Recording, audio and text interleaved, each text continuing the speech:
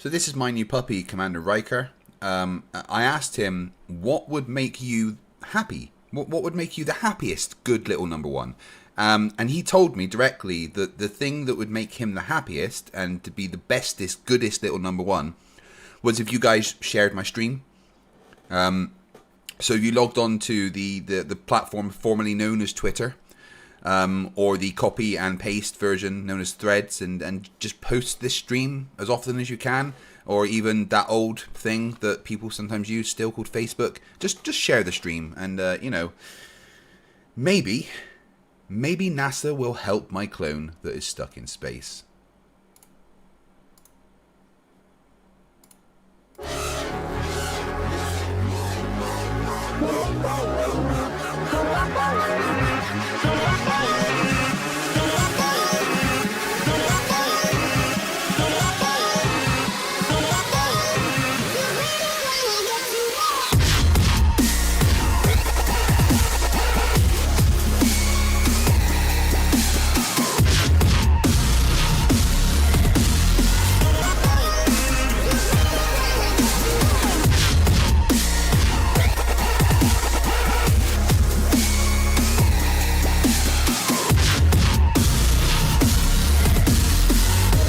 Hello everybody out there in the land of dirt.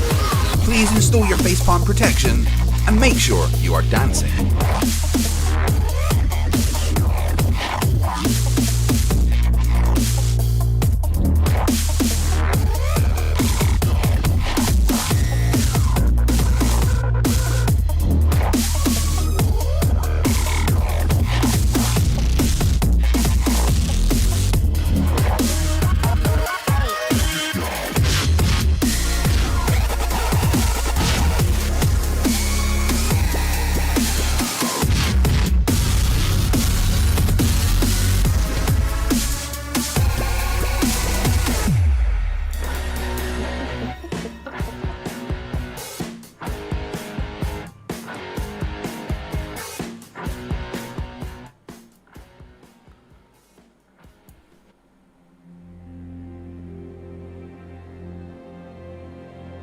We're living on a disk, floating through space. No, we're not. A tiny sun. You know, this intro never gets old.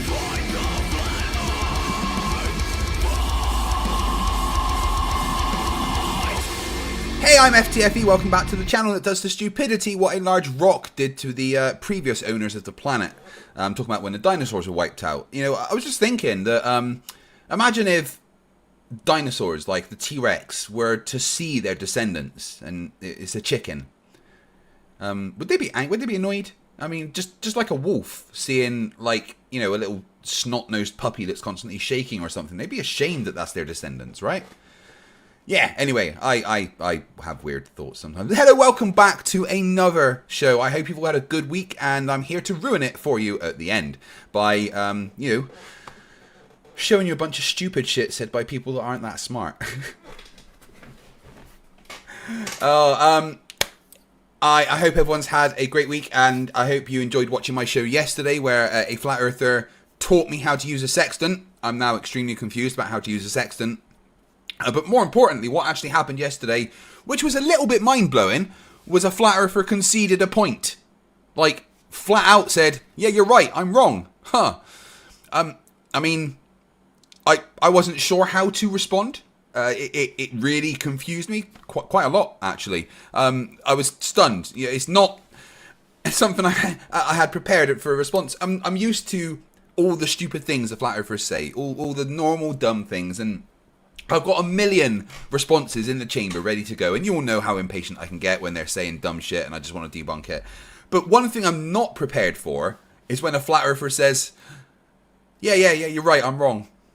I mean, I don't know how to respond to that. So tonight we are going over to the Discord known as the Asylum, run by the Flat Earther Apocryphon. Because I guess I want to punish myself. Maybe I was a bad person in a previous life or something. Who knows? Alright, let's get this set up. Go over there and damage some brain cells. Enjoy the show. Oh, we've got a full house tonight. Look at that. sure you never studied because you were in there jerking Now off. you're really Well, I didn't ask you. I asked the other guy. He could have Of course said not, that. because He had I'm ample sitting here- time, I'm sitting and here he telling you stuff. I failed. was just like You know, I listening. know. to what saying you were- just two Gotcha. sticks. Hey, saying just two sticks though doesn't really win you any points because it doesn't falsify the globe. Hello, everybody in the asylum. Anyway, so hello. I always do Hello. like to when I join. I just like to listen what's going on. You know, I half expect to join a conversation where someone's going, and then I put the donkey where it was supposed to be, and like you know. But anyway, how you guys doing? What's up, Greg? Welcome. I'm doing great. What up, Clay? Conversation's a generous word to use. Conversation, yeah. When we're talking with flat earthers. APOC, how we doing? Doing good, man. How are you? Not bad at all. You all had a good week in here? It's going all right. We just hit 500 today, so that's good. Whoop whoop. I Yeah. hit 40 the other day. I mean, years. Nice. Or orbits around the sun. Oh yeah, congratulations that the Yeah. sun went around us 40 times. Nope, the other way around. Times 365. However you want to calculate it. So, when I was in MMM yesterday, hey, my lights are working again. When I was in MMM yesterday, I asked the flat earthers this before I started. And I just want to ask you guys here, what is your thoughts on the alien news that's been coming out? You know, the congressional hearing and stuff, and Yeah, it's going good right now. so. What as a flat earther, what's your view on what's happening here? Someone want to answer that? I could answer that, but I don't want to hog the mic. I want people that don't usually talk to talk. So feel free if you want to jump in. If no one jumps in, I'll jump in. But go ahead. I want someone else to answer that first. As Debbie from NASA in my time in HR, I may have accidentally leaked the documents that have led to these Yeah, Debbie, revelations. that's why you're not getting paid this month. In fact, we've given your money to Bill Nye the Science Guy so that he can get a new mop for his Again? janitorial duties. Yeah, because he keeps. I don't know what he does. We give him a new mop and bucket, and then he just misplaces it somewhere. Anyway, I guess no flat earthers want to answer. So APOC, I'm genuinely interested to hear what is your thoughts on the alien news. Well, it's interesting to me that they finally came out and admitted something that they've been lying about for so many years, or should I say, hiding and suppressing, and well, I guess lying, and because for many years, I mean, even back to when we were younger, not to date ourselves too much, but we knew like that there was unidentified flying objects. We saw them. We knew somebody that saw them, but the military was always, hush hush, never would, admit. But now that all of a sudden they are coming out and saying, "Oh yeah, we got this thing and it's classified," and I personally, now if you want my personal opinion on it, I've always believed that they were just military, highly classified vehicles, like like new technology. Because if you remember, like when the Blackbird came out, it was being built in my backyard. And when I say backyard, I want to say like maybe 2 football fields away from where I lived. And nobody knew back then in the 70s, 80s that it was being built. And it came out 20 years later after they've been building on it. So it's kind of safe to say that 20 years from now, we're going to see what they are building right now as we speak. And we have no idea what they have in the future. So, and the SR-71 Blackbird was pretty amazing, like as far as like a piece of technology equipment compared to what they had back in the 70s and 80s, right? Get what I'm saying? Yeah, totally. But I mean, it's more. I mean, there's a lot of stuff that's kind of being declassified, and and a UFO is just that. It's a UFO. It's an unidentified flying object. No one really knows. But I'm talking more specifically about the claims of the guy that went to Congress and said that there's been programs of reverse engineering, technology.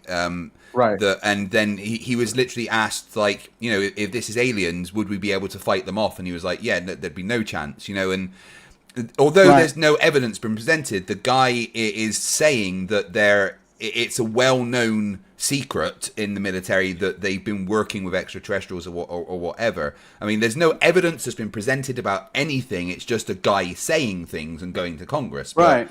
Well, I mean, I'm sorry. Go ahead. I was just going to jump in, but go ahead. No. So do you think there's any truth to what the guy is saying in regards to He their said he being? saw a cube inside of a sphere. Yeah.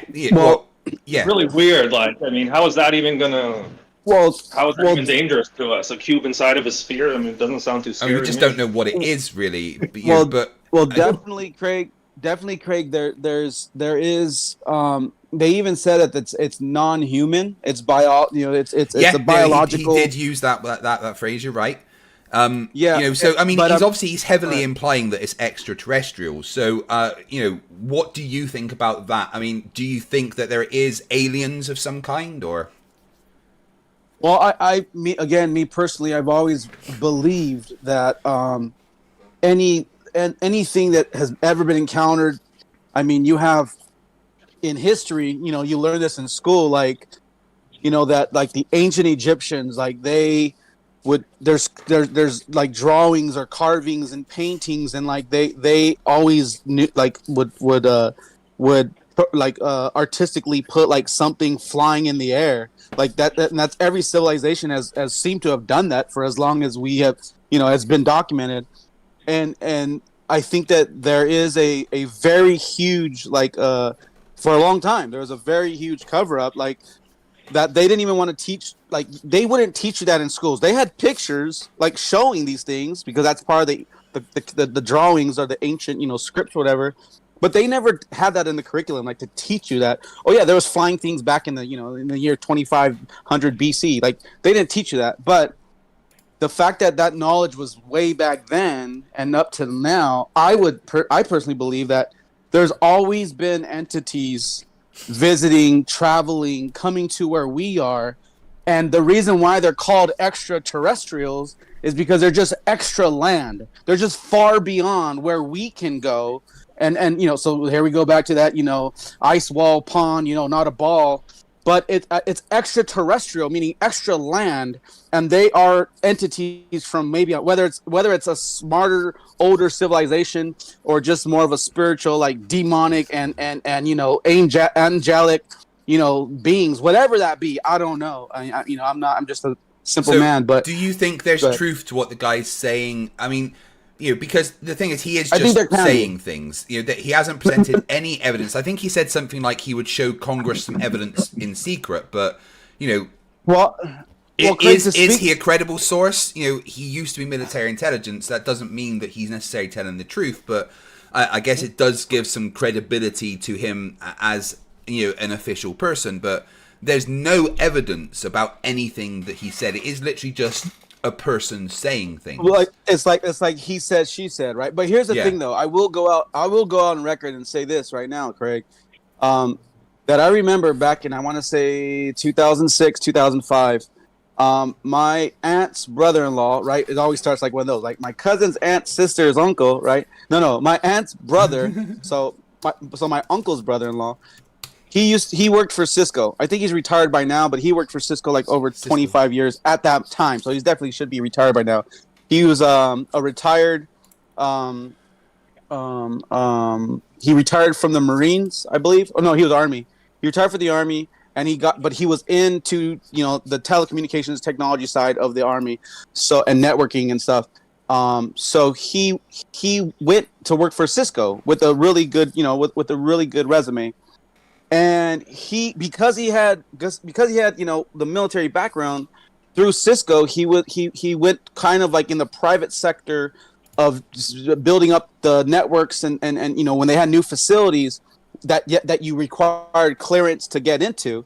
So this was back in 2005, 2006. I remember we're eating pizza, and I'm just kind of shooting the shit with him because I knew that he worked for Cisco, but I didn't really know what he did, and he knew that I loved computers and stuff. And I was talking about how fast. I'm like, oh my gosh! I think at that time, like we had like DSL, and it was like 100 megabytes download. I think at that time, right? And we were just getting into fiber. I think we're just like, oh man, fiber optics, like 100 megabytes download. I think that around that time. But I was bragging about that. I'm like, man, it's so fast. And he's like, I just put in the system today. It's a T5 line or a T4 line. I'm like, what's that? I'm like, don't we only have like a T2 line? Like that ain't that the fastest? He's like, no, like we are way beyond. We're in the government, in the private sector, we're way ahead of you. So then I'm like, really? It sparked my interest. So then we start talking, and then he says that I'm like, so do you ever go on private bases? He's like, I can't tell you what I see, but I'm going to say this, and I'm going to share exactly what he told me. I'm going to share with you right now. He said that he's not even surprised anymore. When he first started doing it, like, years ago, he would be like, oh shit, like, did I just witness that? He's all, but it's normal now to go on these, private, bases that aren't even government. He said something like that. Like, it's not even a government base. It's like a private, anyways. And he's like, it's normal to see a levitating, like, spaceship, what we would call a spaceship. He's all, that's normal. That's not even like surprising to me no more, because they do have them in all these facilities. I was like, oh, so for sure there's like UFOs. Oh yeah. He's like, for sure. He's like, but that's not even the craziest stuff. And he's like, I'm not even going to share you the crazy stuff, but I'm just saying, like, seeing a floating vehicle in a big, huge hangar is like, that's normal to him. That's like just another Monday to him.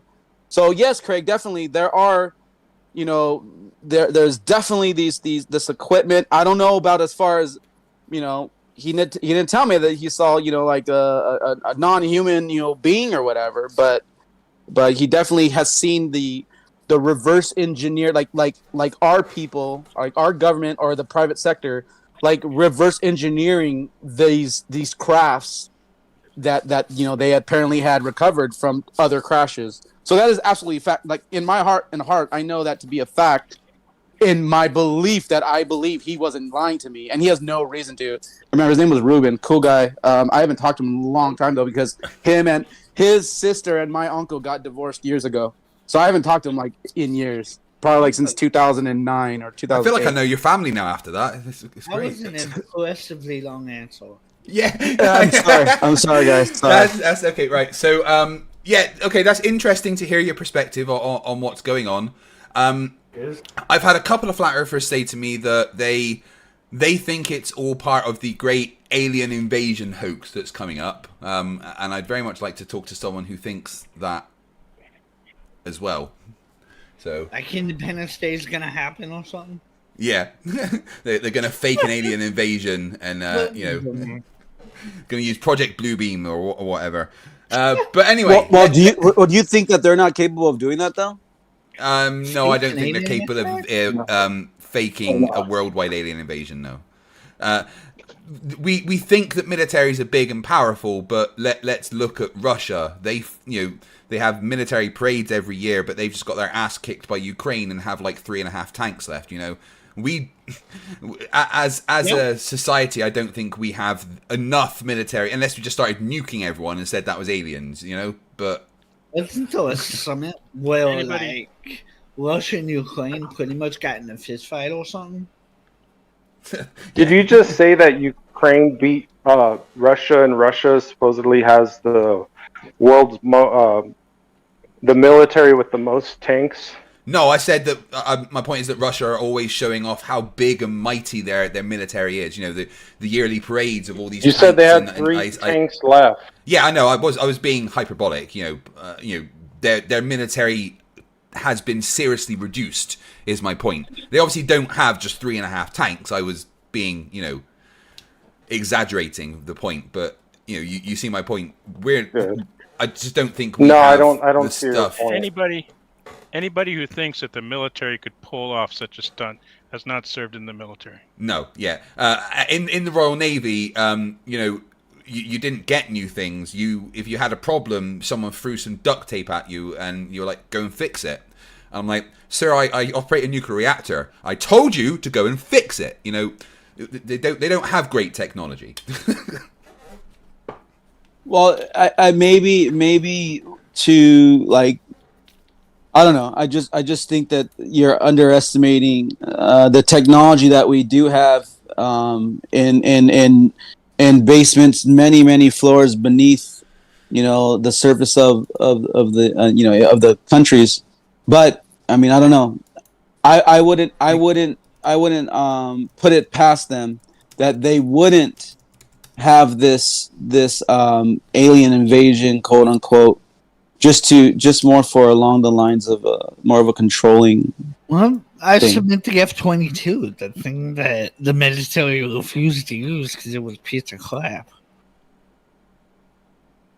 Well, but that's the thing though. If you have if you compare today's ships, like what you know about today's equipment, it's like it's junk compared to what they're making that we won't know until 20 years from now. That's like comparing the planes back then in the 70s and 80s compared to the SR-71 Blackbird. Like it's just like 20 years later, it comes out and is revealed, and then it's like. But the SR-71 is 50s technology. It first came out in the 60s. Yeah, exactly. Sorry, exactly. It was hold on. The Blackbird was the older one.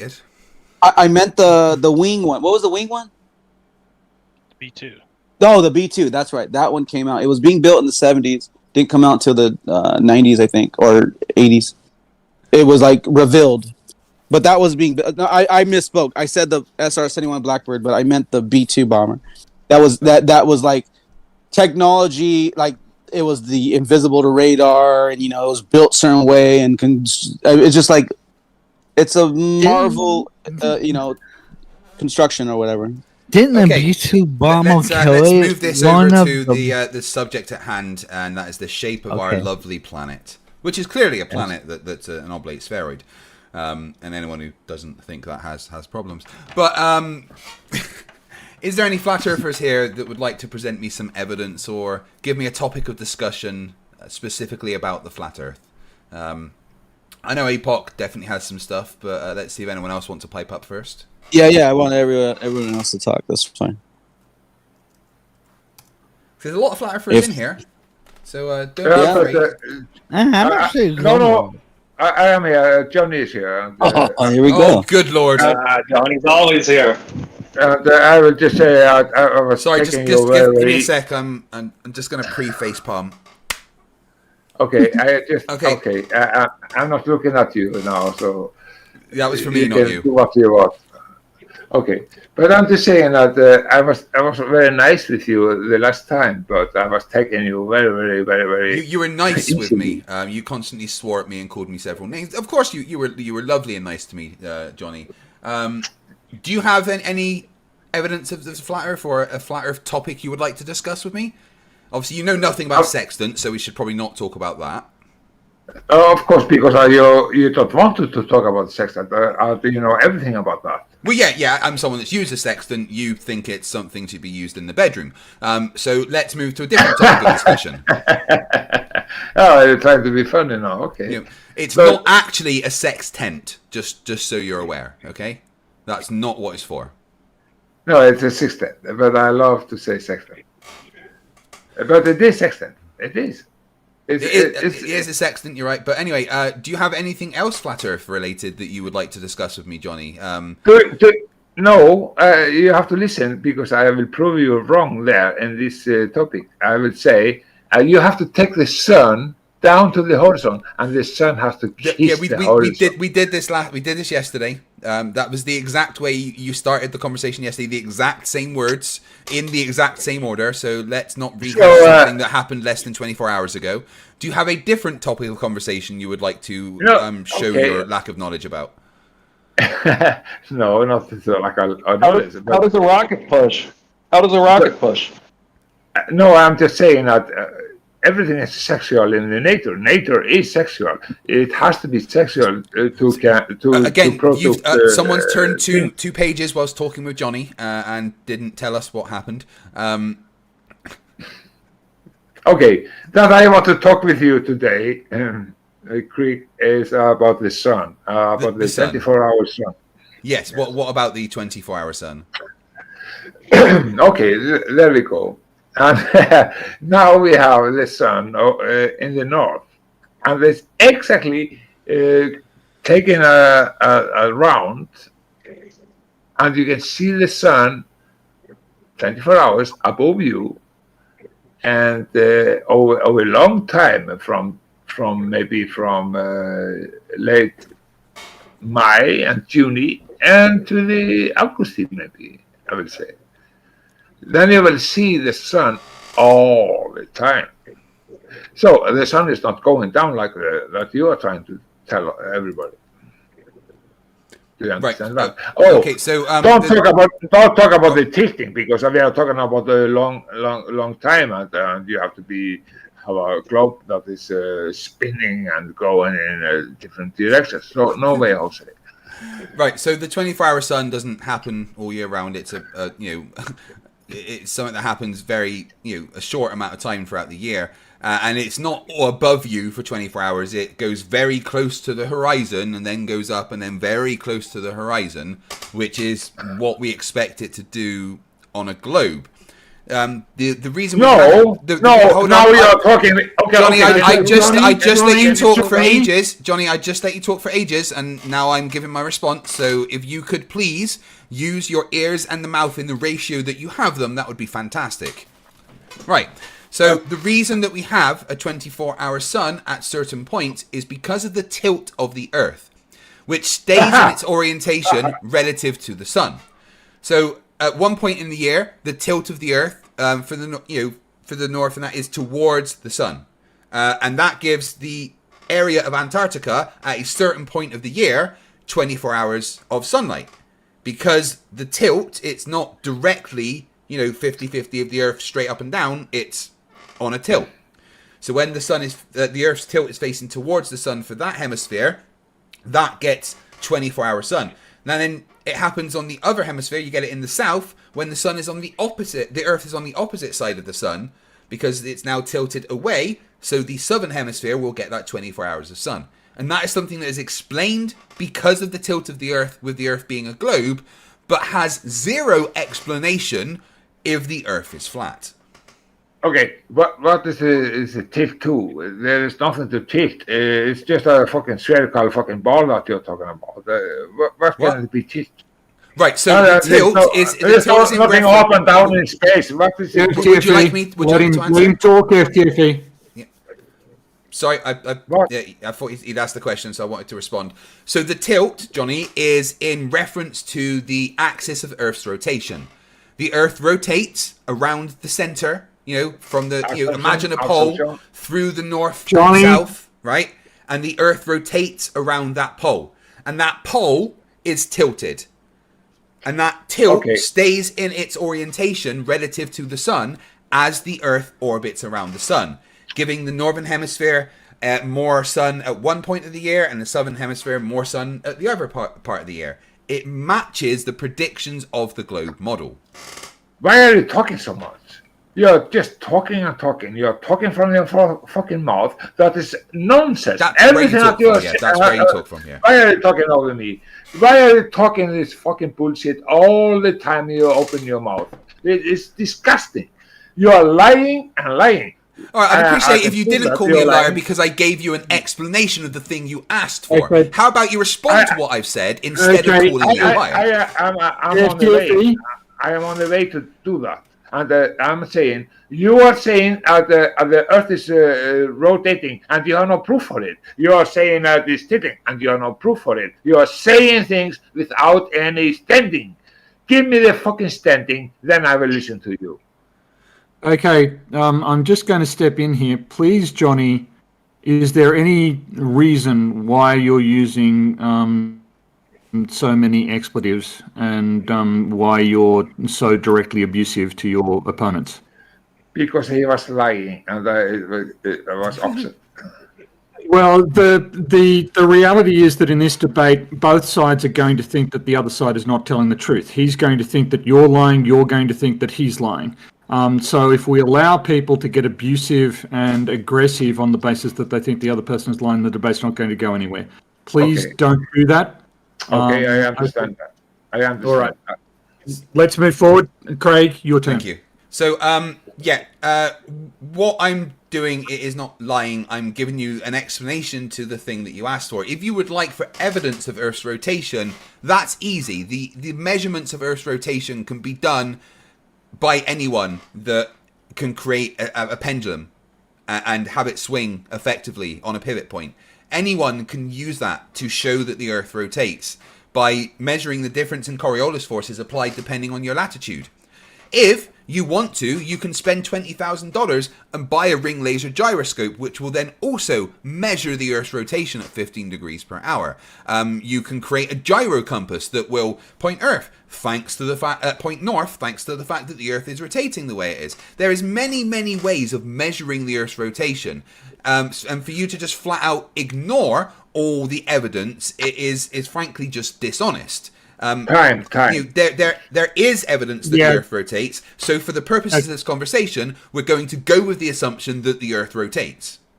Yeah, Craig, just give him an opportunity to respond. You did talk for a while there. Off you go, Johnny. And now I have to remember a lot of things. And he started with he was starting with the pendulum, and the pendulum is just something that hocus pocus. There's nothing else. Has nothing to do with the science. Has nothing to do with any proof or anything. So it's just hocus pocus, filarocus. So take it out. You cannot use that. And then you're talking about no. No, I'm not just taking it out. You can't just deny the evidence because you think it's hocus pocus. Sorry, that's not acceptable. Okay, Craig. Just you did talk for a while. And I know that what he's saying is completely unconstructive. I recognise that, but just let him talk. Okay.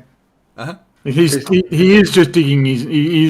I'm pretty sure your audience recognise what happened. So just let him talk. Yeah, there's nothing wrong with me to say if you have some fucking pendulum or something that's going to left or right or whatsoever. What it is doing, it's attracting something around it. Yeah, what is it attracting about? What has that about to do with the shape of the Earth? And not the shape. We are talking about something else. We are talking about topographic plane that is in the center of the universe. There's no question about it, because it has been proved. It is the center of that, so far we know, of the universe that we know of. Nobody can change that. It's just like this, and it has been proved also. So everything else that is a fucking pseudoscience, and that has also been proved. What are we talking about then? Okay, we have to go down to the ground, and down to the ground is just easy measurement. What is the measurement? Yes, if you say you're on a globe of 39. Okay, no, I'm not finished. Johnny, you've been talking for some time. Please wind it up. No, I am rounding up. You cannot stop me in the end of my point. 3959. If we can prove that, and we have measurement that goes over that, then the globe is over. You really need 3959 radius, and the radius has been debunked. And I can. Okay, Johnny. I interrupted Craig when Craig was going too long because he was monopolizing the conversation. You're doing exactly the same thing, and I'm going to interrupt you as well. Please, you can't just ramble meaninglessly for a long time. I know I'm prone to it, but please make your point, make your single point, and we'll get back onto it. Okay. Okay. If I could respond to what we're going to do is we're going to focus on the one thing that you instantly dismissed just by saying it's hocus pocus, and we're going to focus right now on the Foucault's pendulum. So before we have the conversation about the Foucault's pendulum, I would like to see if you, Johnny, could strawman. Could steelman not strawman. I don't want you to strawman. I would like you to steelman the Foucault's pendulum experiment for me. I would like you to explain to me what the Foucault's pendulum experiment is and how it measures the Earth's rotation. Please go ahead and do that for me. Okay. It's just like it came from a mass attracting mass, right? No. No, okay. Okay. You're talking about the Cavendish experiment there, bud. We're talking about Foucault's pendulum. But Foucault's pendulum is about the rotation. And, yes. Yes, I know that. So that's what we are talking about. And the rotation of the Earth has never been proved, and that is the only thing that you have, hocus pocus, of the rotation of the Earth. And also, Cavendish measurement, that's the only thing that you have. Mass, alternative mass, and the pendulum that is proving the Earth rotation. That is ridiculous. Right, okay, so I asked you a very specific question, Johnny. I asked you if you could explain to me what the Foucault's pendulum experiment is. Right now, I don't want your opinion on it. I would like you to explain to me what we say it is. I want you to steelman my position. Tell me what you know about the Foucault's pendulum experiment so that I know your level to be able to have a discussion about it. So don't just dismiss it, just explain it to me. From the side of the globe, what we say it does. Please, could you do that? I have done that. You don't know? It's about the rotation of the Earth. It will prove the rotation of the Earth.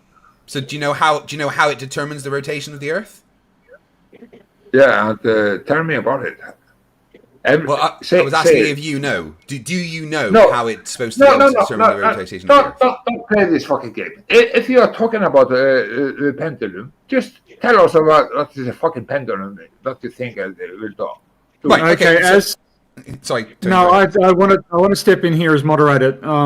Johnny, you dismissed something quite emphatically as evidence, and it turns out that on investigation you don't know the first thing about it. I know everything about it. It's my. Okay, if you know everything about it, then you should be able to answer Craig's question quite easily. Okay, but I will not play his game. It's my method to do it. I'm taking it down. But you understand how it comes across to a neutral audience. It comes across to a neutral audience that you've just rejected evidence and you have demonstrated no expertise of that evidence. I want him to explain it. I will not let me explain what he wants me to explain. That's what I was asking for. His game. I am not playing his game. Okay, so Johnny, what I'm doing is not a game. What I was trying to do is gauge your level of knowledge about the Foucault's pendulum so that we can have a constructive discussion. I've done that, right? I don't need you to continue along that because you have quite easily displayed your level of knowledge about the Foucault's pendulum, which is zero. I know everything about it. I would dispute that as a fact because I don't think you understand the experiment in the slightest. Okay, if you think so, okay. Can you educate everybody around you? I've done that several hundred times on my channel. Everyone's heard me give that explanation over and over. I'm more than willing to do it again, but all I'm trying to do is find out if you understand the globe model and the predictions of the globe model, especially relating to the Foucault's pendulum. Let me ask you a very specific question about the Foucault's pendulum. If we are in the northern hemisphere and we start the Foucault's pendulum swinging, in what direction, clockwise or counterclockwise, would we expect the pendulum to drift over time? In your theory, it's about the motion of respect to the Earth, right? And it has to be rotated slowly clockwise. That is the answer I will give you. So in the northern hemisphere, the drift of the pendulum would go clockwise. Is that what you're saying? But that's not my answer. Therefore, I don't want you to ask me a question like that. I will not play this fucking stupid game with you. But I can. I mean, if you had the knowledge, then you would be absolutely fine to discuss it. So what I'm going to do is I'm going to explain to you how it not only demonstrates that the Earth is rotating, but that the Earth is a globe. So you're going to have to give me, say, 2 minutes uninterrupted to give you a succinct explanation. Can you do that? But of course I can answer these stupid questions, but you are taking me into Narnia, and I don't want to be there. Okay, so I'll ask again. Are you able, Johnny, to give me 2 minutes of your time without interruption so that I can give you a succinct explanation of the Foucault's pendulum and why it's evidence for Earth's rotation? Are you able to do that? Yeah. Okay, no, I don't think so. Oh, you don't think you're able to give me 2 minutes? I mean, I want to know if it's worth my time giving the explanation or not. Not about this issue, everything else, I think, because it's so fucking stupid. It's about the clockwise and the anti-clockwise from the south or north, and it is not in my reality. It is Narnia for me. Whether you believe it or not is irrelevant. What I'm doing is presenting to you evidence of the Earth's rotation and shape. You are just dismissing it outright without even hearing the explanation and quite obviously having zero knowledge of the experiment itself. Okay, I will be nice then. Okay, I will give you 2 minutes. Okay, so the Foucault's pendulum displays that the Earth is rotating by showing that there's a different amount of forces applied to a moving object based on its latitude, which is what we expect if the Earth is a globe. We call those forces Coriolis forces. Now, with a pendulum, because it's attached to the Earth via a pivot point, as the pendulum starts to swing, it maintains its swing relative to the axis of Earth's rotation, which means that based on its latitude over time, it will drift away from a straight line path. Now, if you are at the North Pole or the South Pole, we would expect that drift to be 360 degrees in 24 hours, clockwise on the North Pole, counterclockwise at the South Pole. And as we move towards the equator from either side, the amount of drift would get slower. It would take longer for it to do 360 degrees until we reach the equator, where there would be no drift, which is the predictions. Now, you can use the data that you get in the experiment. So you can take the amount of time that the pendulum is swung for and the amount that it is drifted and the direction that it is drifted, and you can measure the angle and take the time, and you can do some maths, and you can apply something called Foucault's sine law and calculate your latitude on the Earth. You can do that because of the different amount of forces applied based on your latitude. Now, this shows 2 things. One, that the Earth is rotating and applying forces. It's over 2 minutes. I'm literally just about to finish. I've got like 1 Yeah, sentence you left. asked for 2 minutes, and I think it's fair. The rest of what you want to say will come up in the conversation, but it's time to let Johnny respond. I was literally about to finish. Okay. Yeah, but it doesn't matter what you're trying to say, because you are saying that a pendulum that's swinging back and forth have all this ability to answer all this fucking question that I was trying to say. And do you know, in all museum or whatsoever, they have this fucking pendulum going. It started with a motor. There is no fucking pendulum that is swinging back and forth of itself. Yeah, do you know that? Whether it's swinging back and forth by itself is irrelevant to the experiment. What the experiment is showing is the amount of drift over time. There's no reason why the pendulum should swing on its own. That's not the predictions, and that's not what we're talking about. What we're talking about is how much the pendulum drifts off of a straight line path over time. Using that, we can show that the Earth is a globe because of the difference in forces applied at the different positions and that it's rotating. It's absolutely fucking fantasy. Could you explain why it's fantasy? Because it matches the predictions of the globe and actually follows the basic version of the scientific method of an experiment, if you want to go Nathan Oakley about it. No, okay. Then if you will go Nathan Oakley, then I can also say you really need a cause for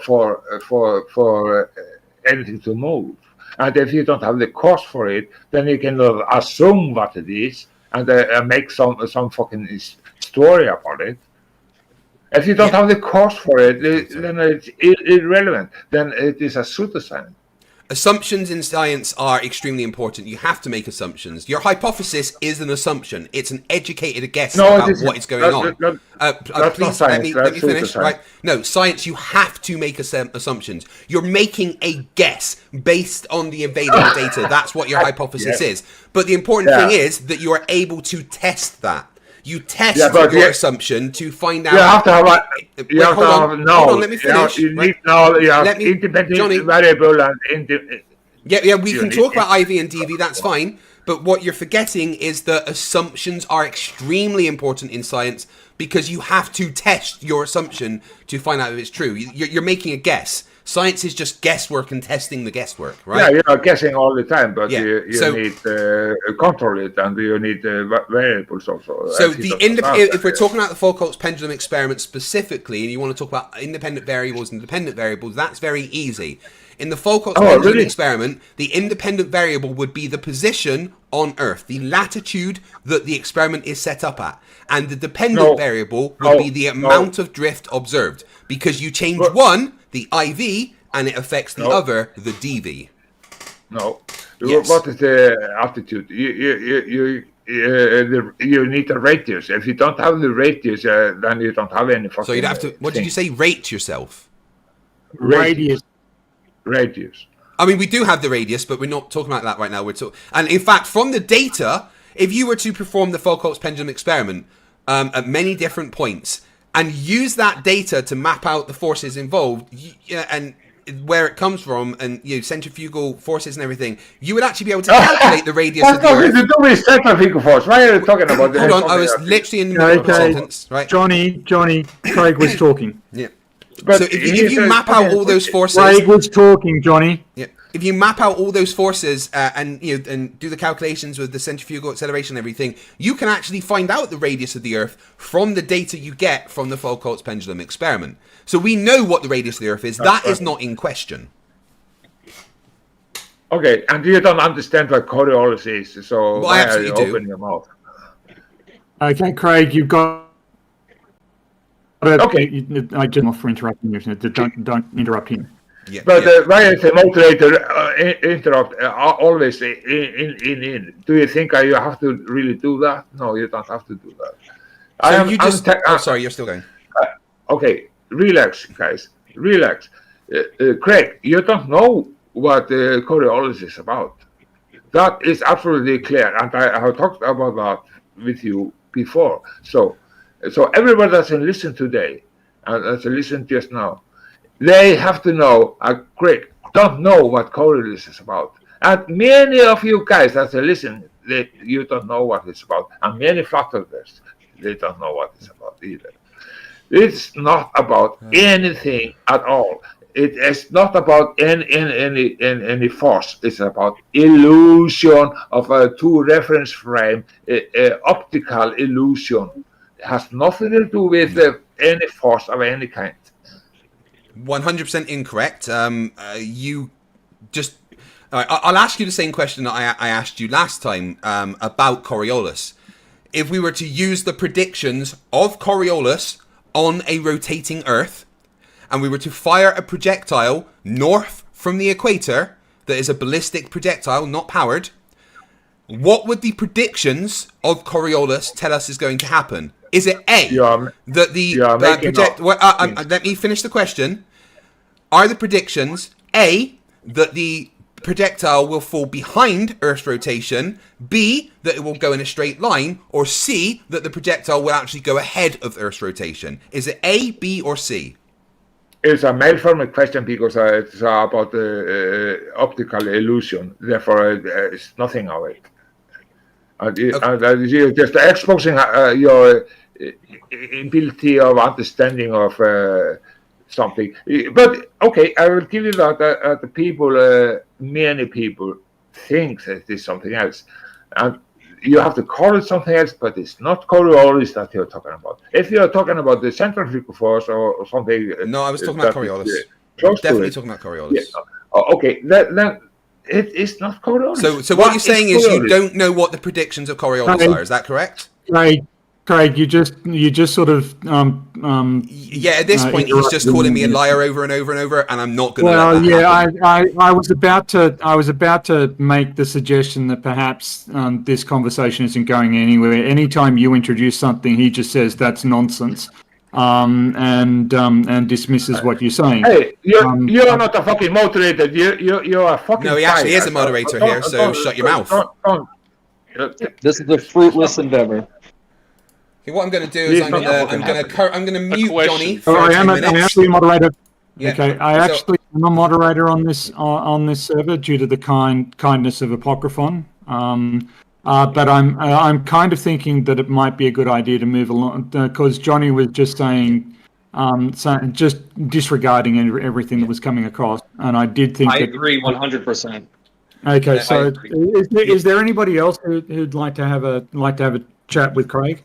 So for now, I have muted Johnny. He's welcome to come back if he wants to attempt to answer my question, my A, B, or C question. It's a simple question, but he's welcome back if he would like to actually have a discussion. I know that APOC had some things that he would like to discuss with me, and I think that will be more of a fruitful discussion. So, APOC, would you like to take us through the things you want to talk about? You know, actually, DMOC just left the server, and it was actually DMOC's argument that I wanted to talk to you about. Okay. But he just left. So it's that's fine. I'd rather you do it than Democ. That's for sure. I mean, I don't know how Democ's still around. I thought I deactivated that. He made a good argument in regards to a particular thing. So what he was saying. Really, Democ?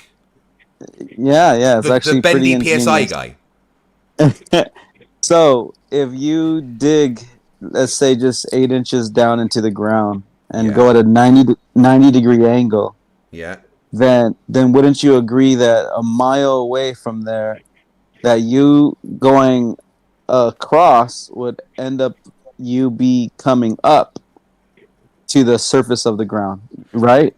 Yeah, if you were to keep, so if you went down directly and kept it completely straight, and then made a 90 degree and you kept it completely straight, not level, then it would come out on the Earth. But you would find that as you were digging, you would be going uphill eventually.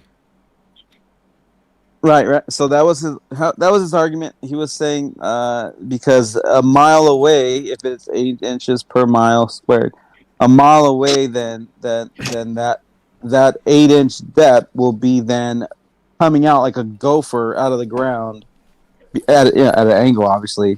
But I mean, I think that's something that maybe even can be done, like in a real world.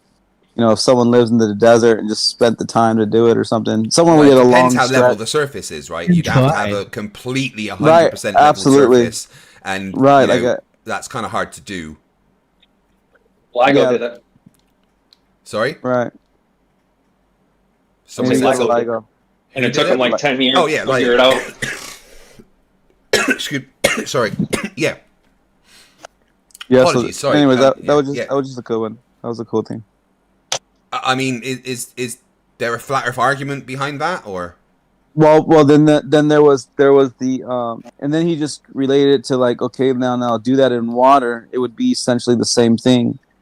You know, if you went down like a submarine, let's say they go down so far into the water, if they were just to go at a 90-degree angle, not worrying about elevation to the ground, just keeping that 90 degree from that position they started, then that submarine will go from, you know, just being lateral with the water to eventually then coming up in the water and then poking out the top. Or an angle. To do that, the submarine would have to constantly adjust its ballast to, you know, counteract the buoyant forces in the water. It wouldn't just be a case of, you know, going straight and just keeping it straight, because that's, you know, not how it works. So if a submarine did that, it would show that the Earth is definitely a globe, because of the way they would have to adjust for the buoyant forces. Well, but again, is there actually like a flat Earth argument behind this, or is it just? Well, his argument was that he was willing to bet that the guy that dug 8 inches and went 90 degrees straight across will never get to the top, or should I say the curve of the Earth, and pop out the top. Same thing in the water. You'll never get to this. You'll never resurface. You'll just be going if you just 8 inches below the water, you'll just be going straight across the water all the way. You'll never pop up out of the water. And I think, that'd be any evidence of that. I mean, he's just saying a thing, right? He's just saying, happen. Has he got, you know, again, is there actually like an argument that could help the flat Earth here, or I don't see how that's beneficial in any way. All it's saying is no one's done this, therefore the Earth is flat. I mean, if he wants to do it, no one's stopping him, you know?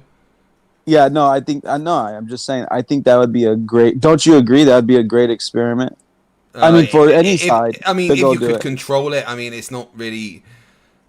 Not impossible. There's so Not many impossible. things that would make that difficult to do in a practical world. You know, 8 inches would not be enough to kind of, you know, go down and have like a structure that is completely sound and straight and everything. So you'd have to go a lot further than 8 inches. So at the distance you would have to come out would be a lot further down the line. It's just not a practical thing to do.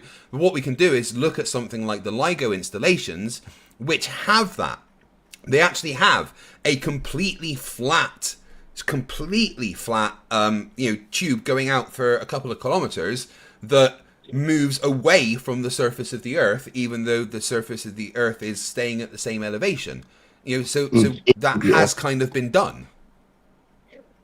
Well, the claim here, I think, would be to do it in a new experiment, I guess, because just, you know, saying, "Oh, they already did it," and they told us that's what they did, so we believe them. I think that's more along the lines of where a lot of Flat Earth and Ball Earth disagrees about, is because there's a lot of that, and I think you agree to that.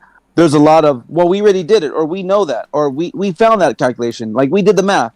So, but if the argument is like, well, we're saying that they lied about that, or they're misconstruing, or they're twisting, then that's why I'm saying it'd be interesting to get new things and redo it, so that way we can be like, oh yeah, okay, you know. But science doesn't care about if it's been done. Well, sorry, Tony, go ahead. I apologize. So there's a particular field example of this phenomenon. Ancient cultures in the Middle East dug underground canals for water transport and management called qanuts. These are quite long. Somebody else's pronunciation is going to be better than mine.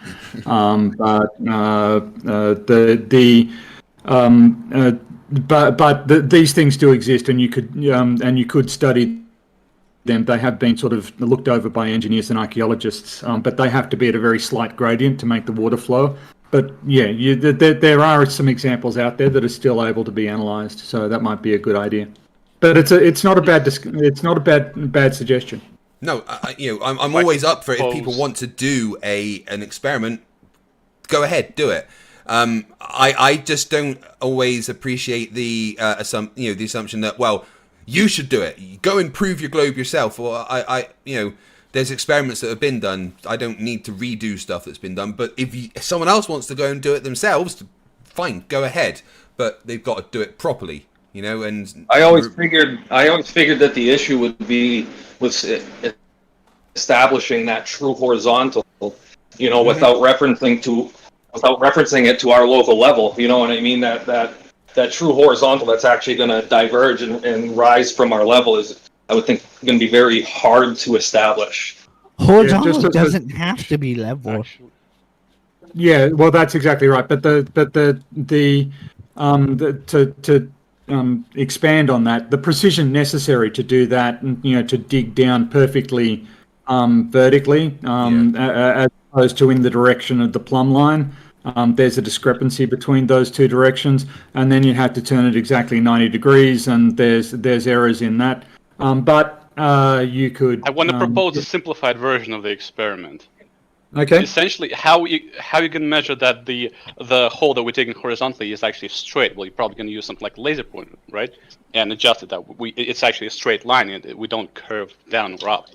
But then at this point, well, why do we need the extra complication of digging down first? Why not just buy a laser pointer, buy a spirit level, put a laser pointer on the spirit level, make sure that spirit level is level, and then just walk a mile forward and see that the laser pointer is actually pointing not to the height that you set it up, but higher up.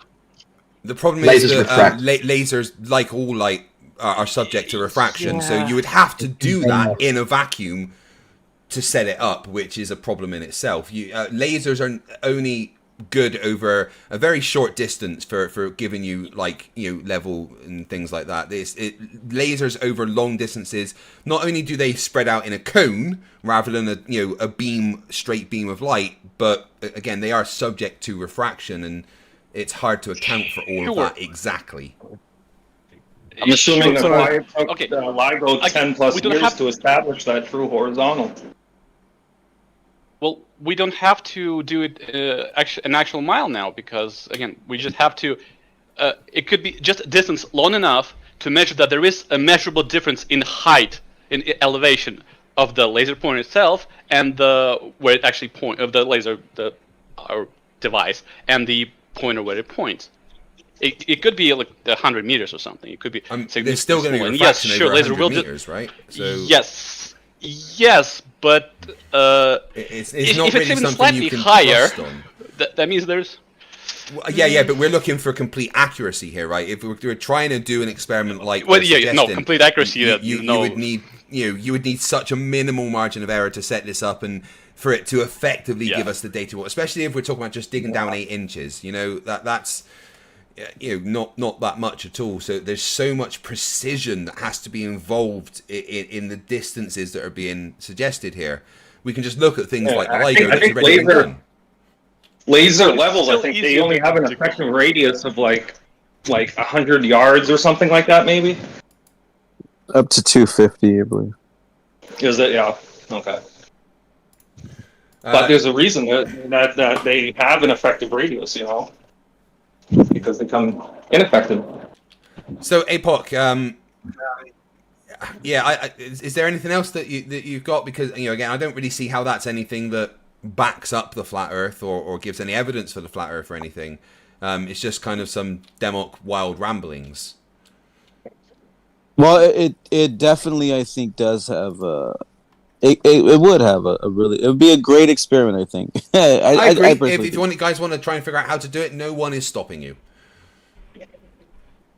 Well, I think it'd be sort of I imagine that if some Globers are interested, they'd be happy to sort of lend their practical expertise, because the last thing we want is flat earthers going off and doing something and then spending a lot of time on it and then coming back only for Globers to say, oh well, we could have told you from the beginning you were doing it wrong. So I feel like this is a potential. There's potential for cooperation here if we go with this. Well, and we don't want them hurting themselves either. There should be maybe a person on each side of that, representing each side of the argument. Maybe could go out and do it together. Didn't Jeranism essentially did that with the 2 holes and the light and the camera? I think, yeah. And kind of proved not really. There's a lot of deceptive editing in what went on there. His entire thing was completely inconclusive. If we want to be honest in this conversation, we have to be as honest as we can. Did not know that. And the way that it was presented would show that Jeren showed that the Earth is a globe, right? And I've bandied that around for years myself, because that's what that showed. But what the editors did was slightly deceptive. They didn't show the whole experiment. They didn't show that there is more than the one hole that there was, and they didn't show that Jeren was trying to, when he raised the light up and said interesting, that was in between what would be considered for a globe or flat, and was completely inconclusive, and that's why Jeren was saying interesting. It was a great bit of editing that gave us years of laughter, but we need to stop banding around that specific thing as evidence of the Earth being a globe, because it was just deceptive editing. Right. Yeah, and it's I'm Gregory. Is it? Oh, go ahead, Greg. Wanted to ask Craig. Craig, I'm Gregory. Hello, Greg. I don't think we've spoken before. Are you flat Earth, globe Earth? I'm leaning towards flat Earth. Okay, hello. How are you? Pleased to meet you. I wanted to ask you. Yeah, go ahead. Because you obviously speak with a degree of erudition and enthusiasm about this, and of course you went out of your way to name your account "Fight the Flat Earth." FTFE. Why do you fight the flat Earth? Why is this a worthy endeavor to you? I've been asked this question so many times. Because it's not okay to push false science and lies about physics to the world. Why? Because why would we want to reduce people's knowledge and understanding? Everything about the flat Earth is based on either lying or not understanding very, very, very basic physics, which then gets pushed as fact. And countering that is extremely important. Countering misinformation is always important. Specifically, the flat Earth I have an issue with, because to be a flat earther, everyone's lying to you. Everyone that knows everything is lying to you, and that's a dangerous mindset to have. And it's like it's a gateway drug of conspiracies. If you think the Earth's flat, then you're probably going to also start thinking, every other conspiracy is true. Your mind's open to the fact that, and now everyone's lying to me. Everything's a lie, and that way of thinking is dangerous and something that should be countered. But you answered my question with a question. You didn't answer my question. The question was, I didn't ask any question. Why is that a bad thing? Why is what a bad thing? Why should people not do that? Why should people not have false knowledge and push false physics? Because that's a dangerous, stupid thing to do. Just answered that. Yeah, I literally told you that. I don't understand why you're asking me the same question again. So I believe the flat Earth. Right. Now, what danger am I in right now? You're in danger of wasting your life investigating and promulgating what is an utter fantasy. So But I don't value it as a waste. I think that's worthwhile doing. You only have a finite amount of time. How do you know the difference? How do you know which position is true? Well, I know the globe's true. Yeah. One has evidence. No. How do you know which endeavor is worthwhile doing? You're talking about believing the flat Earth and promulgating the flat Earth is dangerous, and all these other dangers that you listed off, and that this is not a worthwhile endeavor to do. And believe in the globe model and promulgating the globe model and living your life according to the globe model is beneficial and worthwhile doing. How do you know the difference? Wouldn't you value knowledge, though? Yeah. Wouldn't you value knowledge over opinion? Let me respond to that specifically. So, just Craig, because I still talk to him. There's only one of them that is factual, and that's the globe Earth. There is no facts behind the flat Earth. Everything about the flat Earth is based on stupidity, and stupidity is not a right. God, what does it matter about fact? So what? What? Sorry, did you just say what does it matter about facts? Yeah, what does it matter? Of course facts matter, because otherwise nothing is true. Facts are what governs our universe. If you don't follow the facts, if you believe in fairy tales and nonsense, then you're going to waste your life and be stupid. It is. What about some of the things that's a worthwhile thing to do? But it's not a worthwhile thing to do. If they think it's a worthwhile thing to do, then how do you know the difference? Let me answer your question. If they think it's a worthwhile thing to do, they are wrong, because the Earth is not flat. How do you know the difference? How do you know that your evaluation is true and theirs is false? Because there is only evidence for the globe. There is no evidence that the Earth is flat. It is an empirical fact. It is an empirical fact that the Earth is a globe. It is not a flat Earth. What do you mean, so what? So why push a lie? Why push a fantasy? Why push something that truth? Is not... But because truth is important. So? You're just being like at this point. You're just saying so for the sake of. Hold on, please let me finish. Hold on, dude. Richard, you already had 3 times respond. Yeah, hold on. Let me finish what I'm saying, please. Thank you. Right. So, it is important. It is important to know the difference between truth and lies. It is important to know the difference between fact and fantasy. That is just... What do you mean, why? You keep repeating yourself. Whoever the second person is, can you be quiet? I'm having a conversation with somebody else. Gentlemen. Okay, I'm going to step in here. Why are facts important? If I tell you that there's a cliff over there and you'll die if you drive your car over it, and you say, no, there's a bridge there and I'm going to go across safely, but there isn't a bridge there, then you and everybody else in the car is going to die.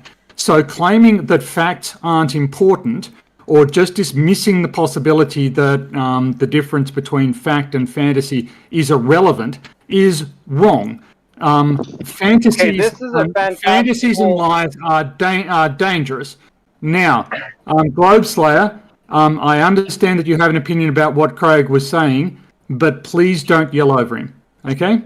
You can go. Can I respond now? Yep, you can go. I think what Gregory is saying is very important, because you could take the opposite side. If flat earthers want to make up, not make up fantasies, but if they want to believe something that's not true, why is it important? But here's my point. Because scientists do the same thing. They theorize. Now, theorizing is fantasy as well. It's science fiction fantasy, and they're allowed to do it with. Craig, you just please let interrupted him me. talk. Sorry, Yes, that was more to my chat. I apologize. Yes, and I am moderating it, Globeslayer. Yes. Carry on. Thanks, man. So science is allowed to do it without any interjection from anybody. We accept it, and they're allowed to do it. So why can't the flat Earth side do it? Okay. Well, even greater than that. Can I respond to that, please?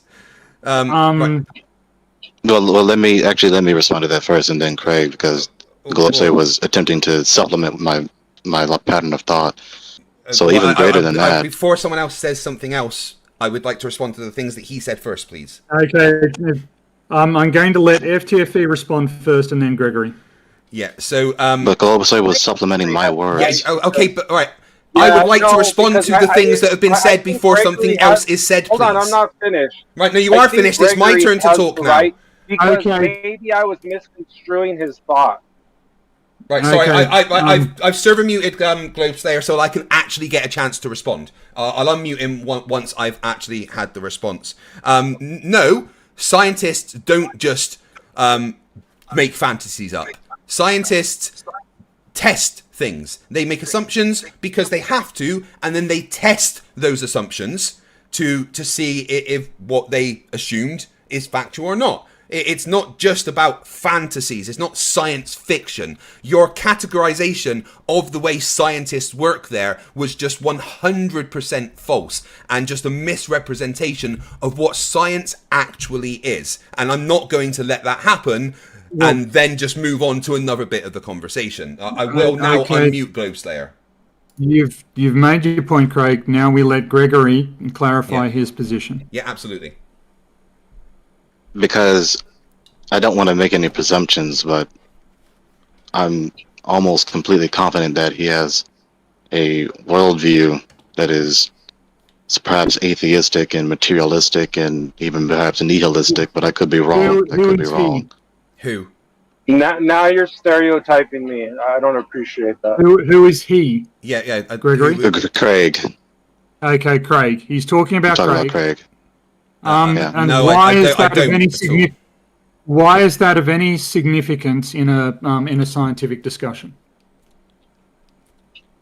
Because science is the endeavor to study the natural world, right? Which is an instance of valuing such information as being worthy of being attained and or lived by, right? So that's an axiological premise. And so that's within a worldview. Right? I think you mean axiomatic. But I'm talking about axiology. I'm talking about a theory of value. Okay, so instead of deliberately. I would suggest that science is about the study of the reality in which we live, using objective evidence about the nature of that reality. Now, getting back to what Globeslayer said, I think that it is entirely valid for flat earthers, and indeed some of them do this, to say to go out, try and find evidence. They have questions, they want answers, they want an investigation, and I don't think there's any harm in that, as long as they're willing to accept the answers that they get, which a lot of flat earthers are very resistant to. But your statement about value, science doesn't apply any value. Science just says, science is based on the assumption that knowing more about the reality that we inhabit is useful. Is that not a value judgment? So I just, real quick, Gregory, I just looked up 10 sci-fi concepts that are possible in theory. And this is from livescience.com. I'll share it in a sec, but I just wanted to read it off. Yeah, a lot of science fiction is based in science. Okay, I just got interrupted by Craig again for like the 15th time. I mean, I am going to interject when I think it's necessary, to be fair. Okay, please, Craig, I don't know who he is. Who is that? Me, the moderator. Sorry, who are you asking about? Oh, you're Craig. No, I'm not Craig. Okay, yeah, you're PhD Tony, and this other guy's FTFE, right? That's right, yes. Yes. And just so you are aware, before you continue, a lot of science fiction is based in science. So what you're saying is completely irrelevant and still not a correct categorization of what science is. Okay, Craig, I would ask you to be less dismissive of what people say. It is true that there is a link between science fiction and science. Okay, yeah, that's what I was just saying. Yeah, absolutely. But it doesn't mean that science is fantasy. That's a completely false categorization of what science is. It is a mischaracterization, but again, we are going to have disagreements about stuff. Let's not be so aggressive in dealing with them. Let's hear what Globeslayer has to say. Thank you for allowing me to talk and stopping FTFE from constantly rudely interrupting. Yeah, just get on with it. Stop whining. Just get on with it. So, okay, Craig. He's doing it again, dude. Just yes, I know. Please. Yeah. If he could just get on with the point instead of whining, that would be great. Okay, Craig, I understand you. Craig, I understand you want to get on with it, but please, this is the most destructive thing that can happen. If flat earthers feel that they're being treated unfairly, that they're not being allowed to express themselves, it's really destructive to the conversation. So let's let him make his statement uninterrupted. Please show some discipline. Right. So there's 10 sci-fi concepts that are possible in theory. This is from livescience.com. So take account. Science is in their website, and then their title that is written by Paul Sutter. He's probably one of their editors or somebody reputable, right? That was allowed to say 10 sci-fi. So we know what sci-fi is, right? Science fiction. So science is in the title too. Science fiction. So there are two words combined. Science and fiction. So now that we got that all understood, science fiction concepts that are possible in theory. So these are theories that are science fiction. Now let me read off a few of them. I'll just read off 5. So one, we got wormholes. What? Number 2, we got warp drive. Number 3, we got time travel. Number 4, we got teleportation. And number 5, we got parallel universes. And so none of these things have ever been tested that Craig or whoever, the guy that keeps interrupting me, he said the reason that theories are important and possible is because they're able to be tested. Now, these theories aren't tested. They're just concepts that are fabricated, that are feasibly possible sometime in the future. Sorry, I'm just waiting. He's literally been waffling for ages now. Right. So, okay, I'm going to give you a succinct. I'm going to give you a succinct response. Gentlemen, I'm not ready for it. Gentlemen. Okay, Globeslayer, you've been talking for some time. I also feel like you've rather hijacked the conversation that Gregory was having with Craig. Gregory was having a different conversation with Craig. and I feel that you're dragging things in a very different direction. Now, I see that it's a valid discussion that we can have, but maybe we should let Gregory finish his conversation with Craig, and then we can return to the points that you're making. Does that seem fair? I can just quickly respond to it, and then it's done. We don't need to carry on because it's really not a good point. He doesn't want to do that. He wants to keep on my conversation. So if again, I just want to quickly respond, but you're still talking. I would like the chance to respond, but you're still talking. If I could respond now, that would be fantastic. I've waited a long time for a chance to respond, and I am going to respond. Craig! Okay, gentlemen. Globeslayer was just talking. You interrupted him, Craig. He interrupted you back, and then you got angry. Okay, please. You've got to now. You said something. Globeslayer was quick into the gap there. That's fine, but I would really rather put this aside for now. We can come back to it. I've made a note of it. Let's continue the conversation with Gregory because I rather think Gregory felt that his position had been mischaracterized. And then Globeslayer came in to explain to us all what science fiction is. So, Gregory, please clarify your position. Thank you. So I'm asking this question deliberately, and I believe it is a worthy question, because people the likes of Craig, they're effectively do not say people the likes of Craig. Do not do that. Craig, just get on with your point. Craig, do not say people like Craig. What in the world? Yeah, I'm sorry. I'm not going to sit here and just be insulted and sit silent. I'm not even getting a chance to respond to the things that are being said. Tony, I need do help. not say people like Craig. Just get on with your point.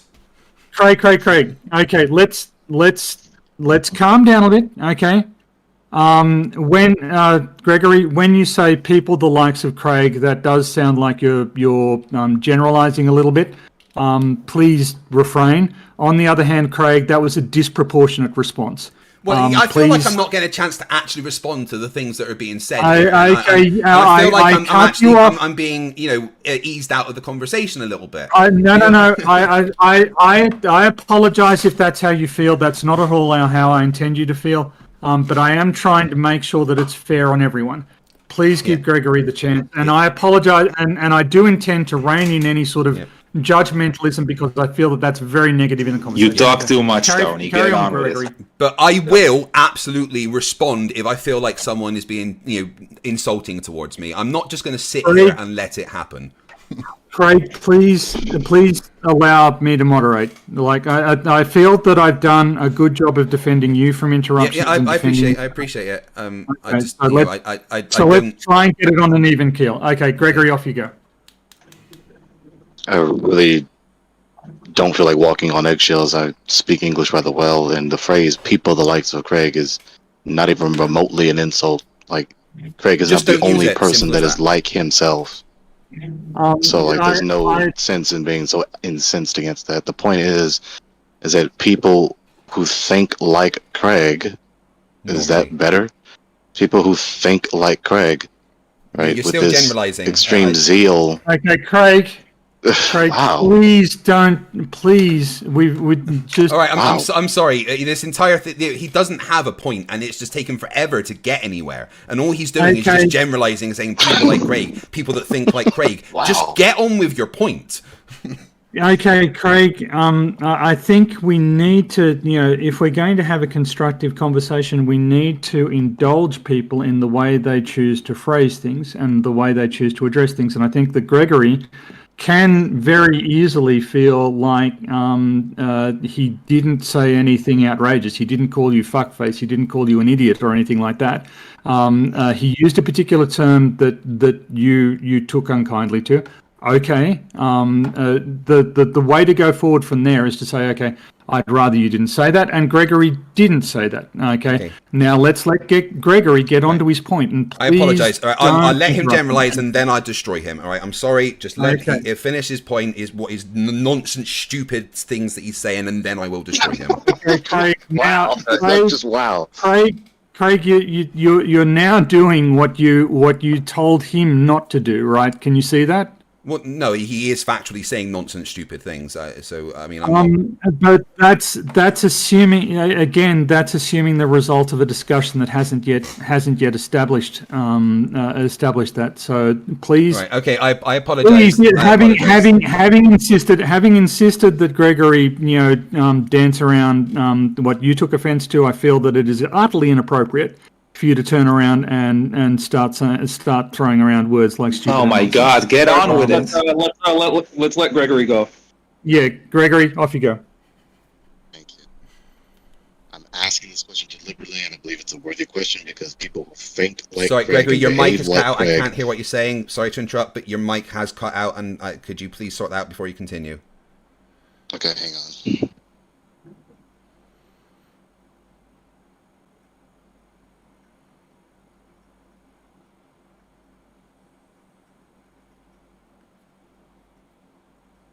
Tony, I apologize for getting agitated. That's okay. It Check my happens. check. I mean, Yeah, that's much better. That's much better, Gregory. Please continue. Okay. The reason I'm asking this question deliberately and worthily is because people who think like Greg and behave like Greg effectively act similar to any evangelist, right?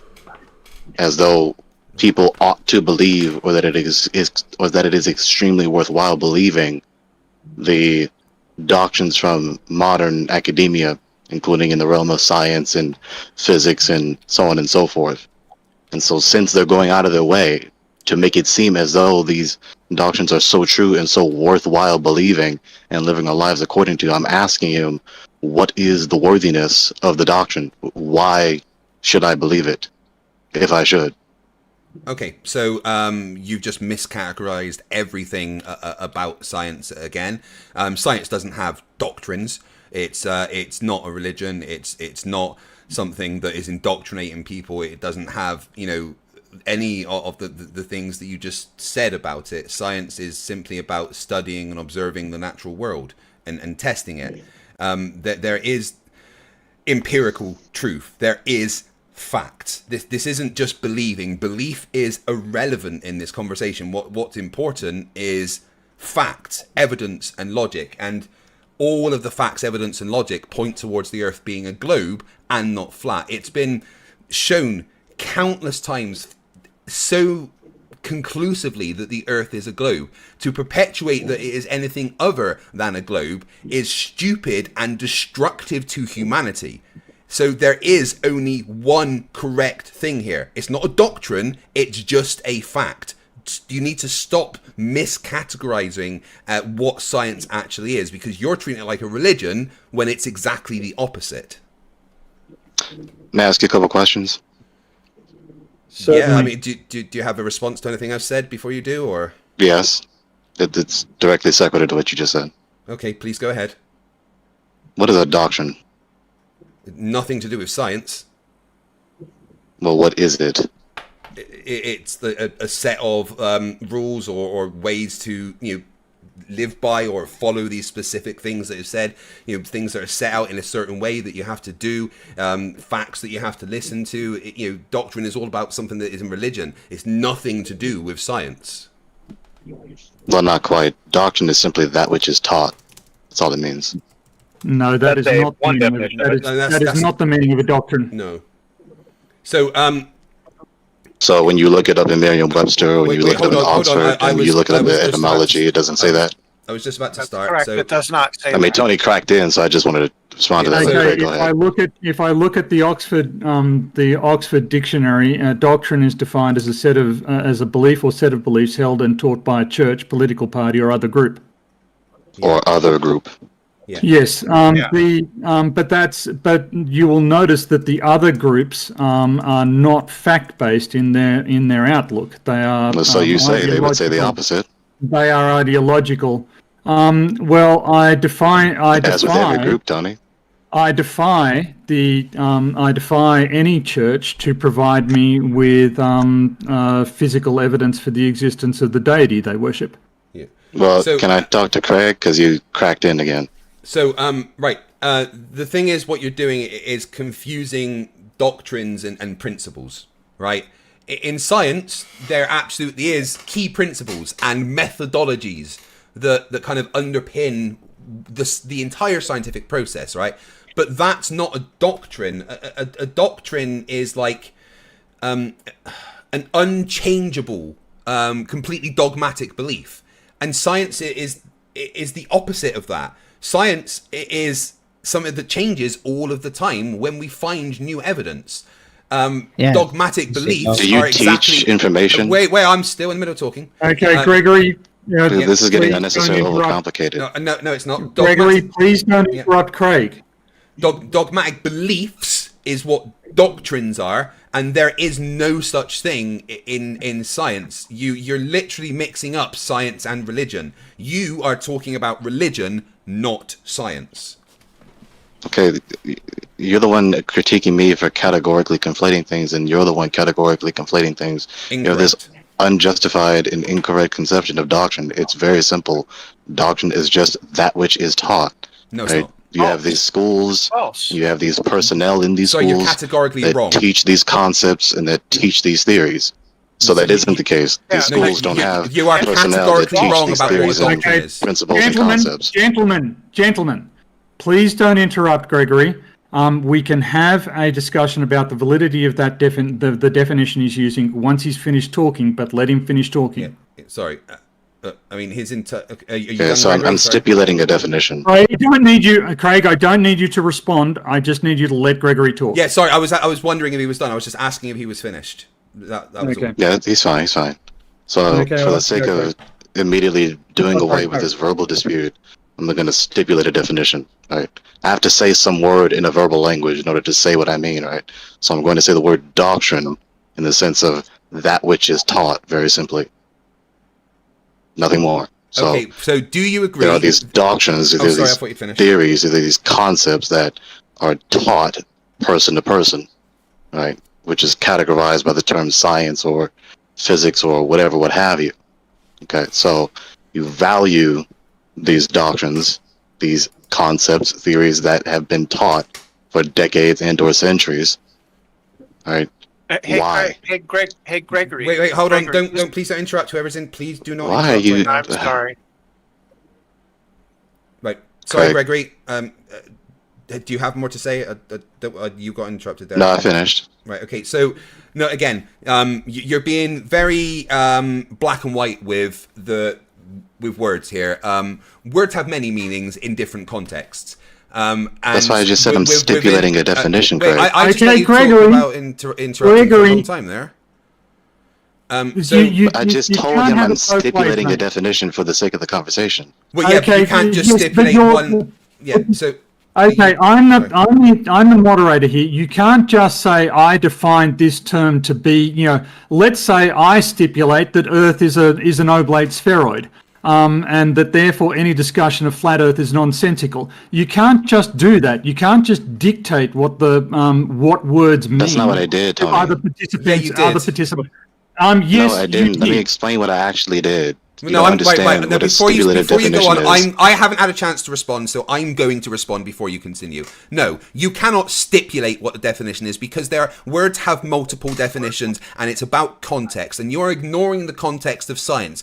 The word doctrine does not fit into the context of science because it's science. So what is the appropriate word? No, Craig? again, you've just interrupted me. Right? And I have already told you the appropriate words. The appropriate words are key principles or methodologies, not doctrines. It is simply... So you don't teach these things? Gregory! Again, okay, Gregory. Doctrine is not just what is taught. You are taking one definition out of many, ignoring context, all right? That is something that is called cherry picking and is a typical flat earth tactic, all right? So don't do it. Because doctrine simply does not work in the context of science. Doctrine is something that is unchangeable. It's a dogmatic belief. It's not something that can be changed. Science changes.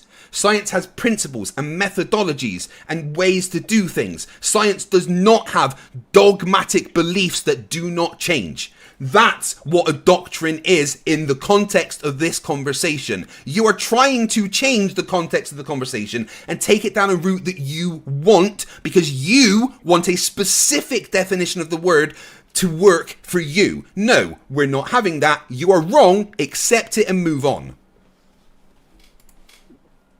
Hey, Apocryphon, are you paying attention?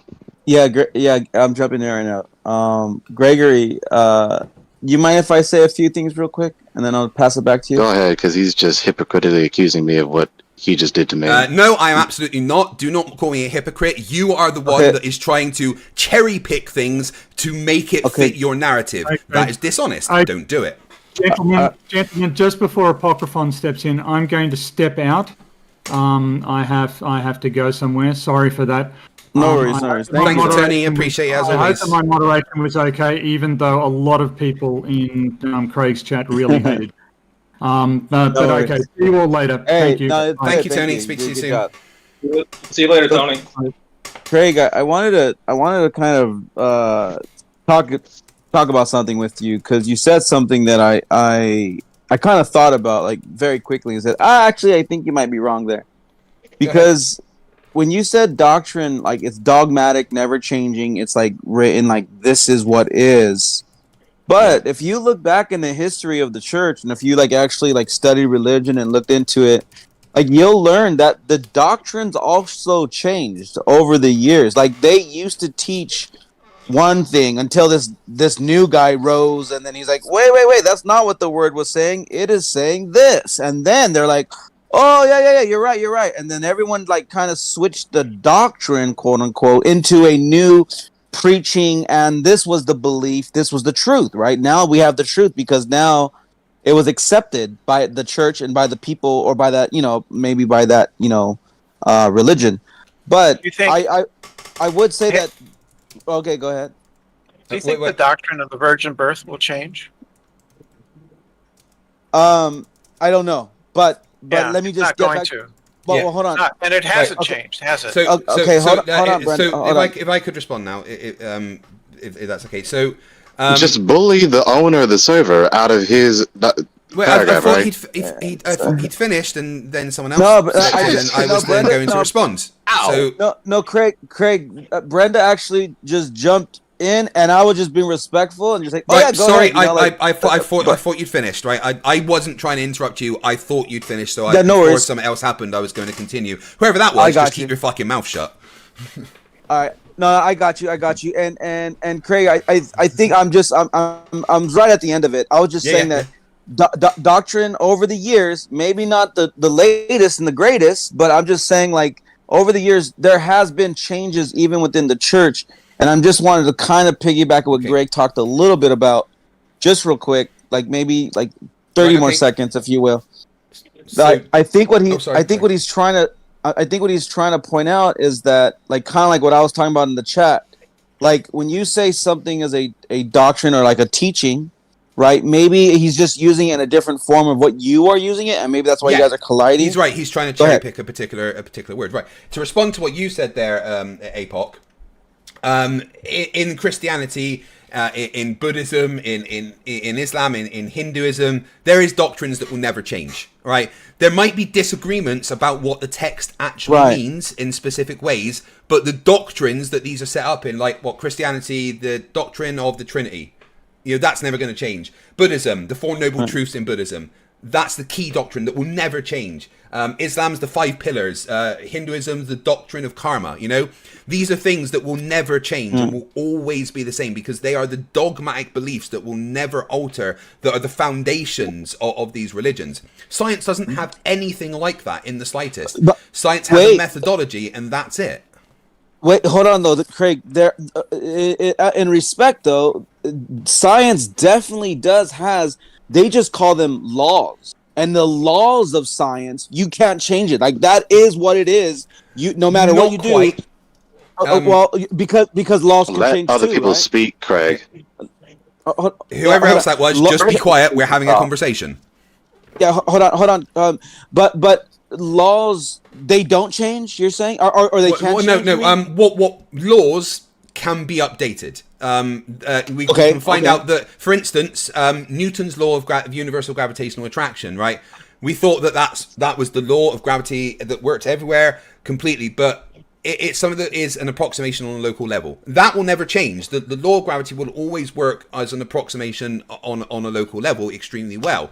But it was superseded by Einstein's explanations, and superseded doesn't mean it completely replaced. It just means it gave extra explanative power. It's the new thing, right? So the law of gravity will always work for a local level, but you can update what a law applies to when you find out new information. We might find out that Einstein's explanations, they're only working on a certain level. There's a bigger explanation overall, but a law isn't a doctrine. A law is an empirical fact. It's not just something you're told to believe.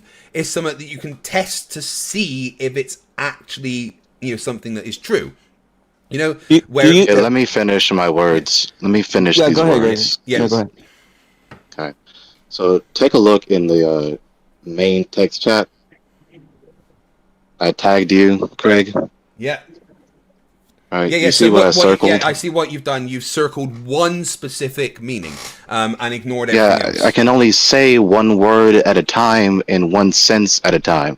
If I say it with multiple senses at once, that means I've fallaciously equivocated, Craig. No, I want to avoid that fallacy. Do you mind? No, what you're doing is you're cherry picking. No. Do you mind that I don't equivocate, Craig? No, what I do mind is if you cherry pick. You're distracting from the very simple point. What I do mind is if you cherry pick. You're distracting from the very simple point that I'm articulating. Yeah, I'm telling you what I mean by what I said. Yeah. But you want to insist on trying to relegate. No, stop talking to me. I need moderation. He does not have the right to dominate the VC. But you're cherry picking. Actually, it's my show, so if you don't like it.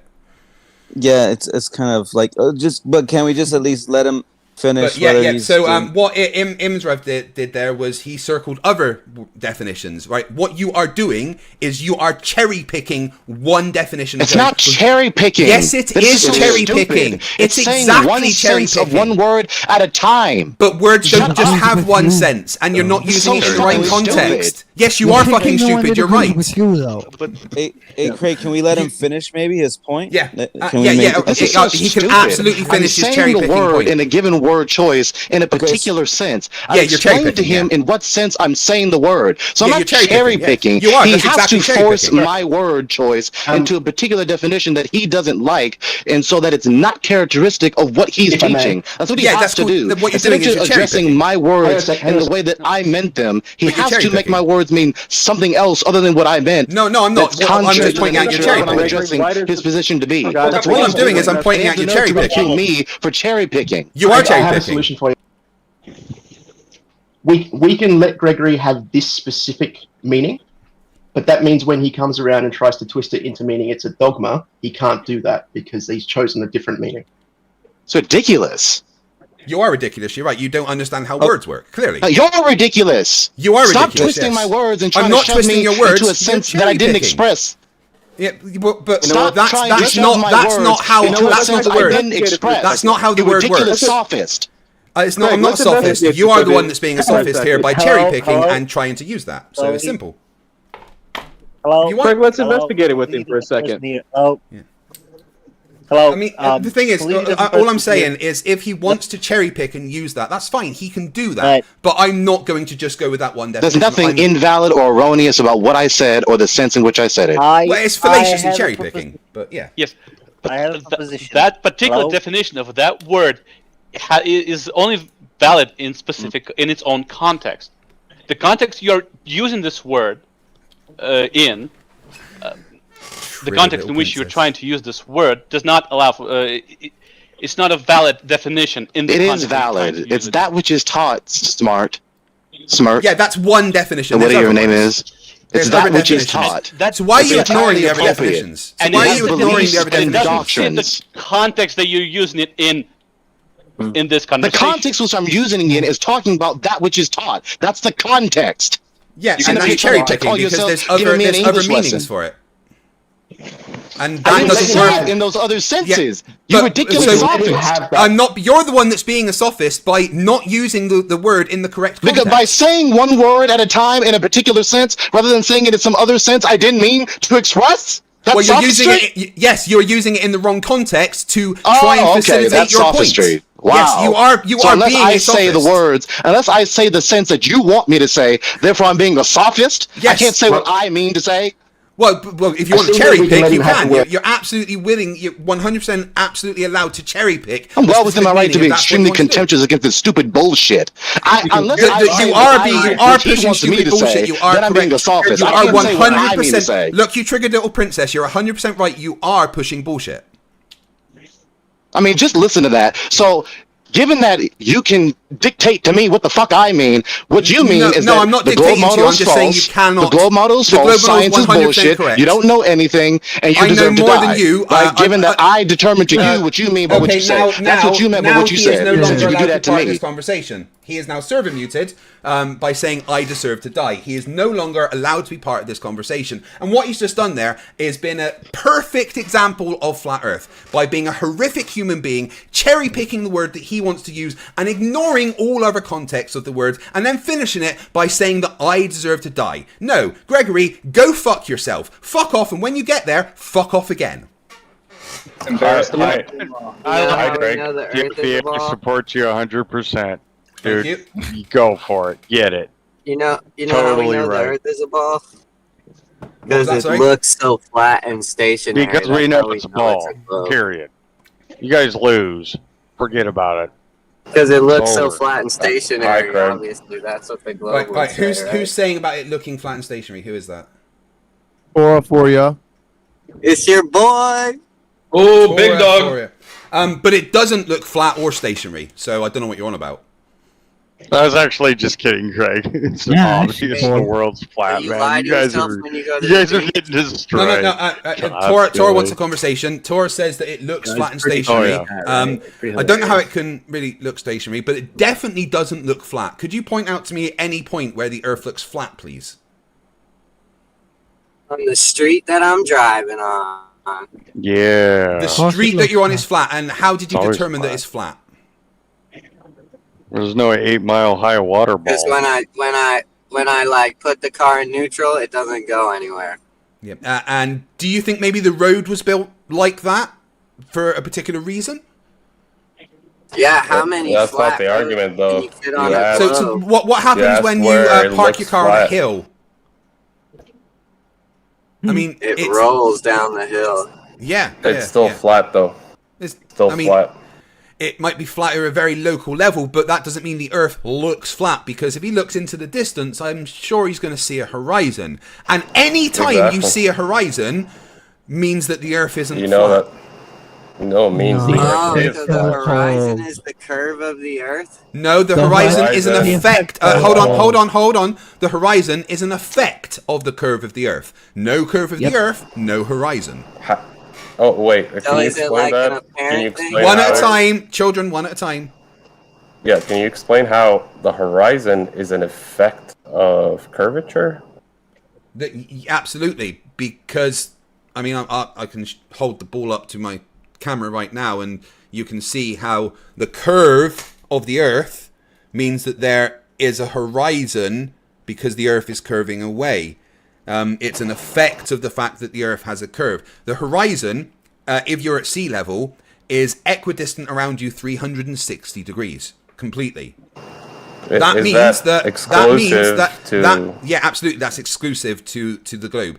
There's no reason you would have an equidistant circle around you 360 degrees if the Earth was flat. That just doesn't make sense for any reason at all. Why not? Why Craig, doesn't real it quick, make I just sense? want One at a time. One at a time. It doesn't. I just want to get one point out. I mean, I'm Do in the you middle of a agree? I'm in the middle of a conversation with somebody else, so please chill. Your conversation got lost with someone else interrupting. Could you ask it again? No worries. I'm saying you just stated that it's exclusive to the globe and that's right, cannot happen on a flat Earth, right? Yeah, there's absolutely zero reason there should be a horizon if the Earth is flat, because the horizon is literally an effect of the curve of the Earth, because as explained, it is an equidistant circle around you 360 degrees, and you can calculate the distance to the horizon, based on your height, and then obviously on the Earth we need to take into account refractive effects. But the fact that there's a horizon is because there's a limitation, because the light is being physically blocked by something. That there's no reason that would happen if the Earth is flat. More importantly, there's absolutely zero reason why the horizon would move away from you if you increased your height if the Earth was flat. It just doesn't make sense mathematically. Okay, but the way you're explaining it is kind of contradictory in a sense. I mean, no, it's not. You're speaking about a physical, and in the same sense, you're talking about something that's like due to perspective or optical, and you're kind of conflating both. Due to perspective or optical. I didn't say those things. When you said you see 360 degrees. Yeah, you do. Yeah. Yeah, that's an optical thing, right? Well, just because you see the thing doesn't change the fact that the thing is there. It's you seeing it is irrelevant. It's still there whether you see it or not. Okay, great. So is horizon as an effect, as you put it, you called it an effect, correct? Yeah, the horizon is an effect of the curvature of the Earth. Yes. Yeah, like a physical effect. It's one thing causing another. The horizon is there because the Earth is curved. It's blocking. Yeah, so the horizon is physical. Yeah, there is a physical horizon, yes. But not an optical effect. Or is it a combination of both? Well, the horizon's the horizon. What you see is irrelevant. But what you see is the horizon. I mean, it's not a horizon if you don't see it. Yeah, it is. It's still there. If you don't see it, it doesn't stop it being a thing. Just like if a tree falls in the woods, if no one hears it, there's still a sound because a compression wave is made. Well, that's in your sense of the definition of a horizon being the curvature of the Earth. I mean, that's your worldview. No, it's not a worldview. Yeah. That's an empirical fact. It is. It's not a worldview. It's an empirical fact. They're different things. I don't have a worldview. I base my entire position in life on empirical facts, evidence, and logic. Yeah, the empirical fact is that the horizon is where the Earth meets the sky as an optical effect. Now, the way you're framing it, see when you look at it, the sky never meets the land. It is what you see. That's empirical, by the way. Well, yeah, what you see doesn't change what is actually there, right? No. That's the thing. But you stated you claimed empirical. Yeah. Correct. Absolutely, an empirical. What empiricism do you have to back up your claim? Radar measurements, pictures That's from not space. Empiricism.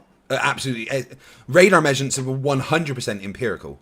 You just said radar measurements, correct? Yes. Okay, radar horizon is an excellent thing. Radar measurements of the entire planet done from space are empirical measurements.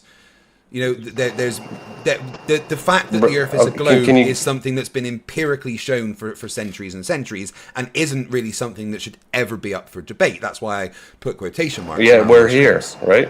Well, yeah, that's again why I put quotation marks around my streams, because we all know it's not a debate. It's me trying to teach physics. No, it's you making a living off of this. I absolutely do make. I absolutely 100% have monetized the stupidity of flat earthers. He's allowed to do that. He's allowed to make a living off of it. I wasn't saying it in a negative sense. I'm just saying the fact the of the matter polls are is taking over. You can't mute me. I win. I'm sorry. Goodbye, guys. We're here. Have a good night. The polls are winning. Game's over. Good night. Bye. Good night, guys. Bye. Hello. Right. Sorry, Flat Earth Egypt. No, that's fine. I'm saying just the fact that we are having a debate makes your so-called claim that it's empiricism that has led us to this conclusion that is undebatable is like just the fact that we're having a debate here. But again, we're not having a debate. He also said that. He also said that he could take a ball and hold it up to his eye. That's scaling fallacy. You can't take a ball, hold it up to your eye, and see curvature. Sorry, a scaling fallacy. Detecting curvature. Yeah, sorry. it's a scaling fallacy. A scaling fallacy. Showing that a ball has a horizon is a scaling fallacy. No, it's not. And also, I'm in the middle of talking. I'm in the middle of talking. And also, just because an argument may appear to contain a fallacious segment does not mean that it is false. Don't you think? Scaling fallacy. Is that like claiming a rocket came to a dead stop when it's 70-something thousand feet off the ground? No, that would be a red herring fallacy. That has nothing to do with this conversation you're taking. It's a scaling fallacy. That's a scaling issue, because how are you going to tell it comes to a dead stop when it's that far from anything you can reference it to? That has nothing to do with what we're talking about in this conversation. What we're talking about in this conversation is directly related to Craig and him saying he takes a ball, hold it up to his eye. Just so you're aware, there is no such thing as a scaling fallacy. You've made that up. So you're saying that the ball that you can hold up and hold in your hand, hold it up to your eyes, that's the same thing as observing with your eyes the curvature of the earth on the ground, looking at Sorry, it's very hard to hear what you're saying when you're apparently talking to me through a potato. As opposed to a ball, a little ball that you're holding up to your eyes, that's the same thing. I'm sorry, I'm really having difficulty hearing what you're saying. Do you have anything else you could use as a mic other than your butthole? Stinky butthole. Is it possible?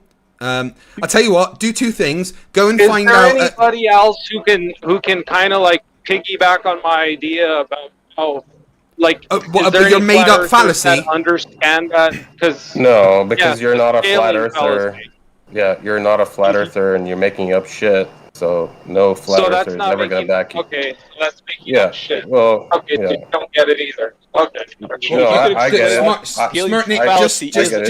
Just to clarify, there is no such thing as a scaling fallacy. You made that up. Please go away. Yeah. Yes. That was a very rude interruption, Flat Earth Egypt. Could you please remind me? Yeah, he's not a flat earther. I guarantee you that this person is just a troll. I mean, it's very hard to tell sometimes, but... Yeah, well, you get them all the time, so... No surprise there, but, yeah. Horizon, I think that's where we're at. Yeah, you're conflating physical globe horizon with optical effects. No, I think you're conflating. No, well, here's the thing. You can't have any optical effects without a physical thing being there. How seeing works is light comes into your eyes. We see the horizon because the light has bounced off the horizon and then come to our eyes.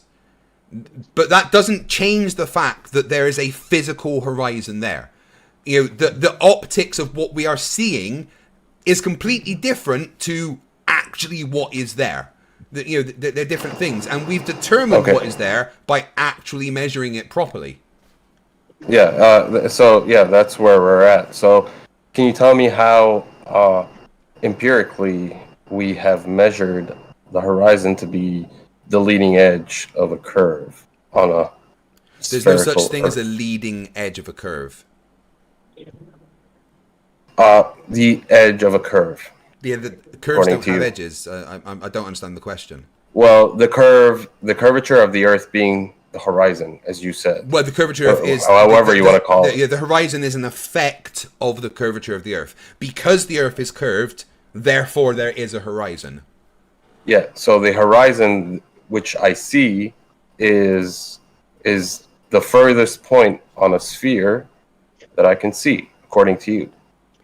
It's however you want to call it. Yeah, it's before the light gets blocked off by a physical thing. Yes, it changes every day. Yeah, but again, what you see, the optics of it, is irrelevant to what's actually there. Yeah, I'm sorry. I think I'm having connection problems. That's okay. Is it me? Well, I'm still live, I think. So. Yeah, you good? Oh, and hey, just quickly, Tony in the chat, dude. No, your moderation is great. I understand, what you're trying to do and help the conversation forward. And yes, it is needed. And I understand why you rein me in. So Tony, I very much appreciate your input. So thank you. Are you good, Flat Earth Egypt? Is your connection sorted? Craig. Okay. Hello. Hey, Craig. You don't agree that the Earth looks flat and feels stationary, even if it's a globe? No, it doesn't look flat. Does. Really? I thought the globe was so big that it appears to be flat. No, there's a horizon. A horizon means that it can't be flat. So, I disagree with what that do you assertion. Mean? So, wait. On Fortnite, the game, that's a flat map. There's a horizon on that game. Why are you saying there's not a horizon on a flat Earth? Oh my fucking god. Okay, so we're going to ignore what you just said about a video game. Oh, you guys don't play video games? I thought that was your gig. Come on, man. I play a lot of video games. I'm currently grinding Diablo 4. If anyone wants to help me get past the fucking Nightmare Dungeon in Curvature, that'd be great. Honestly, what the fuck did they do to sorcerers? They nerfed them. I spent so long making my build, fucking absolutely wrecking the dungeons, and then they just took away all my power, the cunts. Sorry. If I make a game with a concave world, which will also have a horizon, does this will mean that the Earth is also concave? I played Halo. Is the Earth a ring? That is funny, but hold on. That's a good point. But real fast, if I was to play devil's advocate, though, he does have somewhat of a point, though. The fact that the game has a flat map, though, but still appearing almost like reality. There are games that look more realistic, obviously, but those games. Doubling down. So here's the thing with Fortnite, for instance. Thank you, Arma. There's a physical limit to the flatness. It's cut off, and there's like a border up against it. The whole thing is within a dome. It's literally like cut off. Imagine looking at the corner of your room. It looks like there's a horizon at the bottom where there's a bit going up because it's just a texture stuck on at the end in the distance. It's not really a flat world. Yeah, it's a skybox. That's the right term for it. Yeah. Both would have a parent.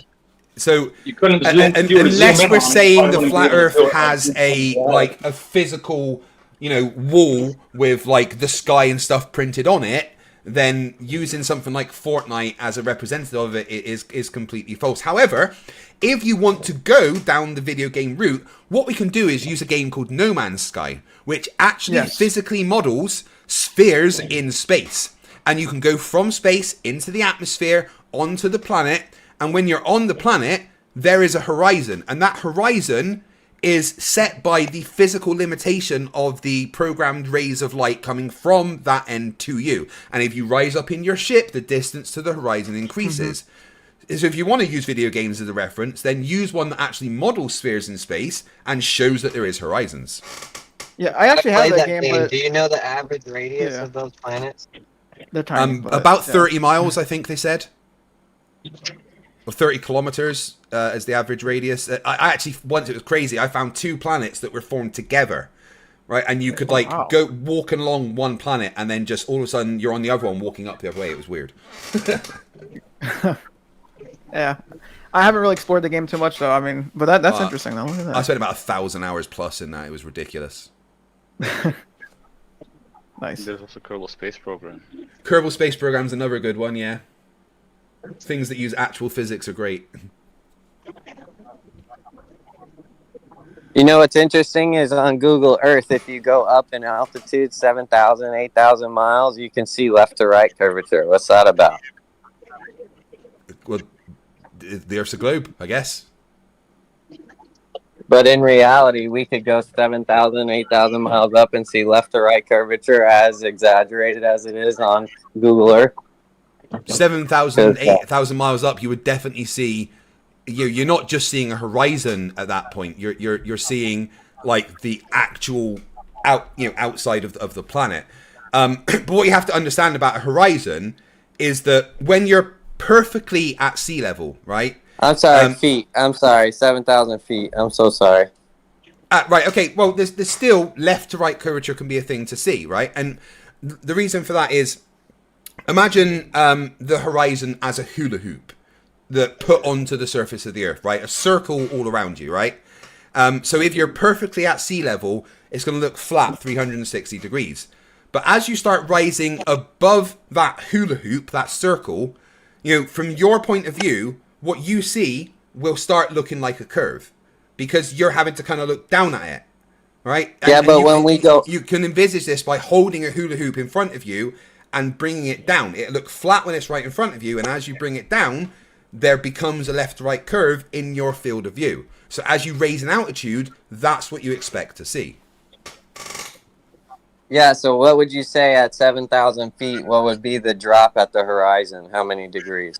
The drop... how much would the horizon have dropped from completely eye level? You mean completely level? Yes, yeah. I don't know the exact figure. I mean, we could look at Mr. Sensible's video and test it. Maybe, that doesn't really have a level indicator on it. I could give you the drop of the horizon at 30,000 feet. I've got in degrees because I've got one here. So and this is all due to the curve of the Earth. It has nothing to do with perspective, making things ramp up and ramp down, making the sky meet the ground, even though we know the sky never meets the ground, right? No, there's no reason why there would be a horizon. If the Earth was flat, there would be an indistinct blur in the distance. 7,000 feet. That's all it is. That's all it ever is an indistinct blur. There ain't no absolutely hard not. line. As a sailor in the Royal Navy, I can tell you there is a clear, distinct horizon when you're at sea. All right, where do I post pictures so you can see one? Where the hell do you live that there's no distinct horizon? Yeah. Well, we real can fast- bring into focus a perfect crisp horizon, and that should just be another vanishing point. Yeah. Well, hold on, just real fast to answer him. I've lived in Colorado and I've seen lots of really hard, crisp horizons, nowhere close to the ocean. So where the hell That do you should live? be vanishing points. So They're not okay, vanishing points. Vanishing points are an artistic thing, not a real Horizon thing. looking east. yeah. But I'm saying your view What's would up with always the be a flying vanishing ship? point. No, What's up no with the matter how flying much you ship? zoomed in, your view would always be a vanishing point. Right. If it was flat. But again, a vanishing point is an artistic thing. It's not a thing in reality. It's how to depict reality onto a piece of paper. No, it's not. You can No, have it's not. It's an multiple- vanishing point is literally something artists use. It's not a reality thing. When you take a picture, it produces the same effect that an artist renders. No. I would say our eyes do have a vanishing point. You can have multiple vanishing points in one picture. Yeah, there isn't a vanishing point unless you're an All right. artist drawing a vanishing point. That's not Then how what's up reality with the works. floating ship? You would Where's never the be able to horizon? bring into focus a crisp horizon. Where Sorry, is the what? horizon in the floating ship images? So the floating ships are thermal inversions of refraction, making light do crazy things. So it's very hard to determine. Anomaly. Those- Yeah, it's those are very. anomalies. Yeah, these are anomalies. These are the exceptions to what you normally see. And visually, just looking, it's very hard to determine exactly where the horizon is because the light is going through so many different inversions of temperature and pressure. So you cannot Wrong. just look at that picture and say, "There's the horizon." It doesn't work. No, like it's a that. glitch.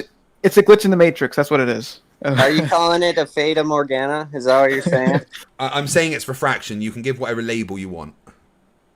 No, I'm asking what type of refraction specifically. It's refraction. You can give it whatever label you want. It's refraction. Which one? Well, Have there- you reproduced this in the Yeah, lab? it's just refract. Can you get me the smell of 7 in a lab? It's a stupid question. Go there for a week straight and take the same observations. That's what needs to be done. True that. You do that at any horizon line. You do that over the course of the year, and you'll notice you can see further, less. Yeah, because So refraction's a thing. Absolutely. Yep. Yeah, and you guys are just claiming bending light without one single measurement of this actual bending Well, light. we've actually measured and quantified refraction lots and lots and lots. I suggest you look at the work of Andrew Thomas Young. Oh, I've heard of this for sure, but I would just like to know how many miles of light did they measure? Okay. How Let's many? see here. That How that many question miles makes of about light? as much sense as How many miles Nothing. is it to the horizon, guys? Anyone have a measurement of light bending over that many miles? It depends. Wow. Yeah, the Hey. horizon's always going to be a particular distance depending on your height above the surface. That doesn't change. What you see is different. Visually, what you see is different to what is actually there. Because the light has to come to our eyes through something that is changing it. Yeah, so the medium causes refraction. So Yes, some days and we see so further what we than do- other days. Yeah, exactly. So what we do is we do measurements that don't need the refraction, like measuring it from space or something, which has been done lots. There's lots Measurements of from ways. space? Yes. Radar measurements Wait, from I space thought are a the very whole good way. start. We started this whole conversation with the Earth is so big, it's a globe, and you know it's a globe because it looks like it's flat. So this is what I'm getting We at didn't here. start that conversation. That's something the dumb That's how flat I earther started. said. Yeah, exactly. That's At what my I- point, that's what a dumb flat earther said. Marbles are flat. You're funny, dude. I mean, I like literally you, just said Craig. it's what a dumb flat earther said, and you went, "Yeah, I said it." I mean, you agreed with me. No, I like you, dude. I think you're funny, man. For Thank you. sure. So, yeah. I do So try to what- be funny. Can you tell my wife I'm funny? She doesn't think so. You No, don't I want do. me I make near her your laugh wife, every now and dude. then. But anyways, so I mean, yeah, she sees so me what I was naked. She saying- laughs all the time. Wait, hold on. Oh. God, he's managed to get.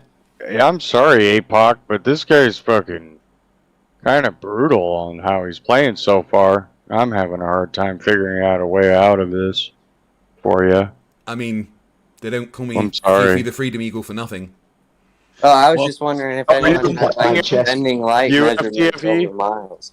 Sorry, damn it. 9,000 people FTFE, talked at the once. most- Then Sorry. Most brilliant mind in Glow Earth is playing APOC. So that's just.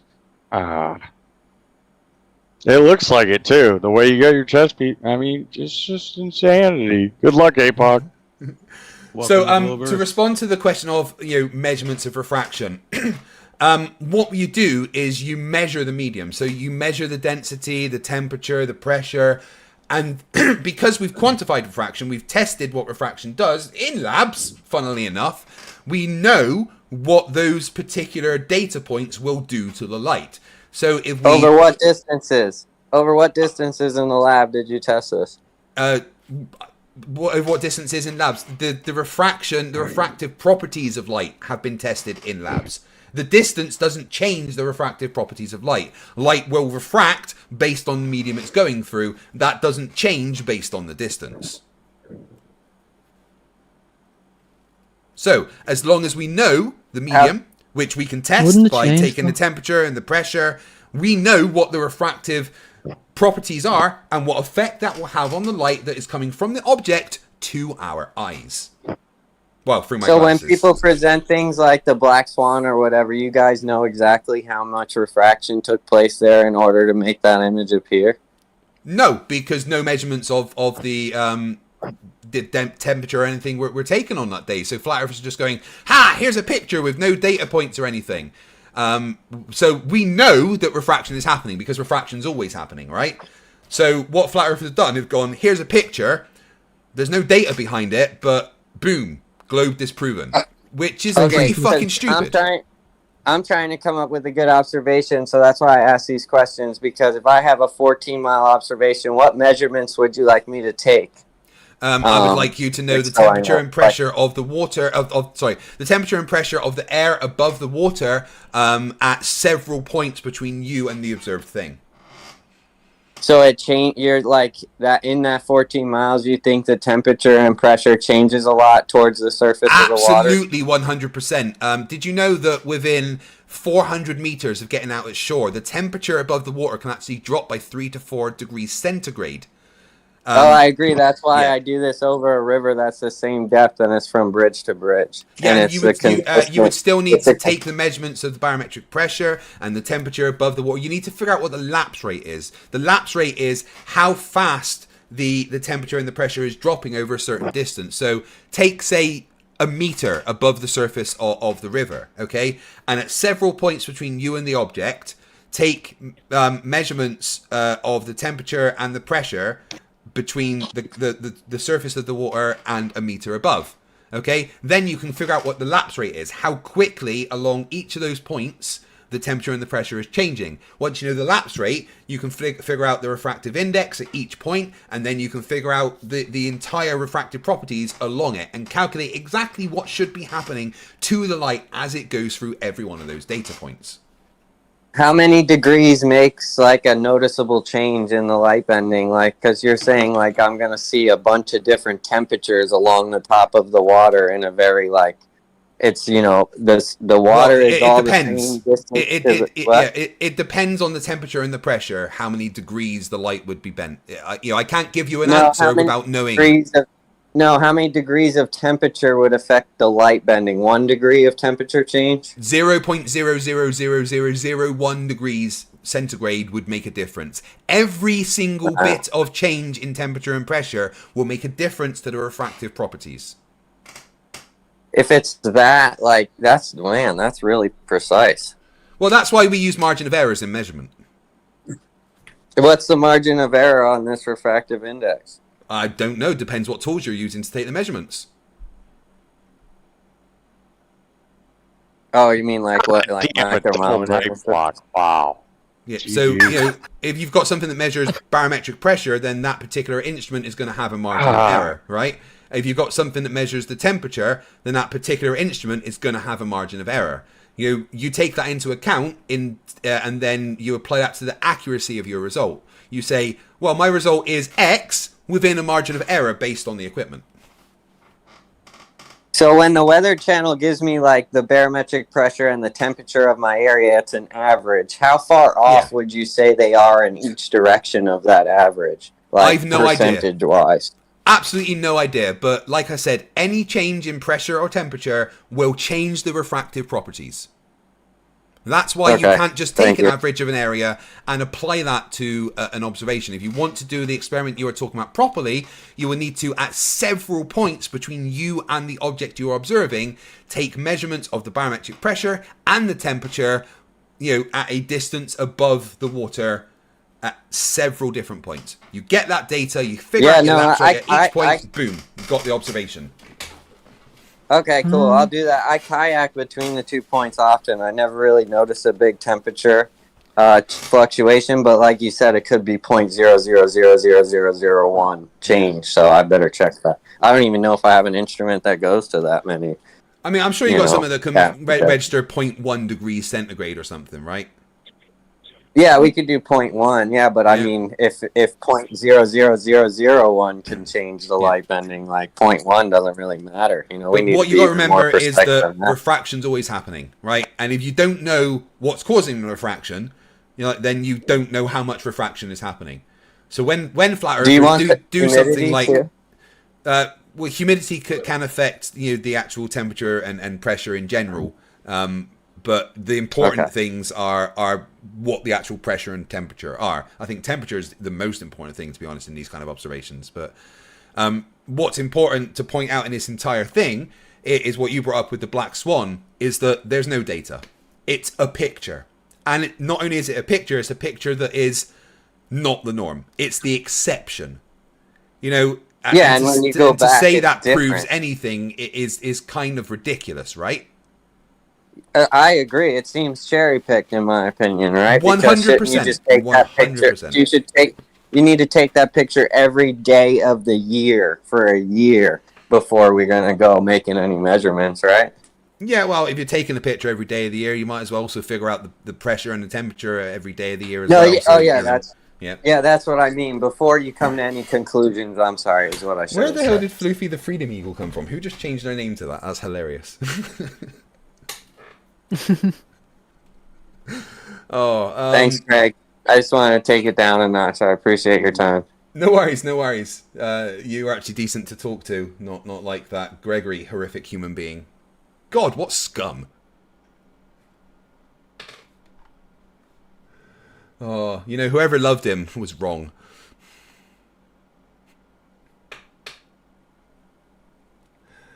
Any other flat earthers got anything for me? Just too focused on the chess game right now to Poe. Actual So flat Earths. go for it, FTFE. Destroy us all. Launch the nukes.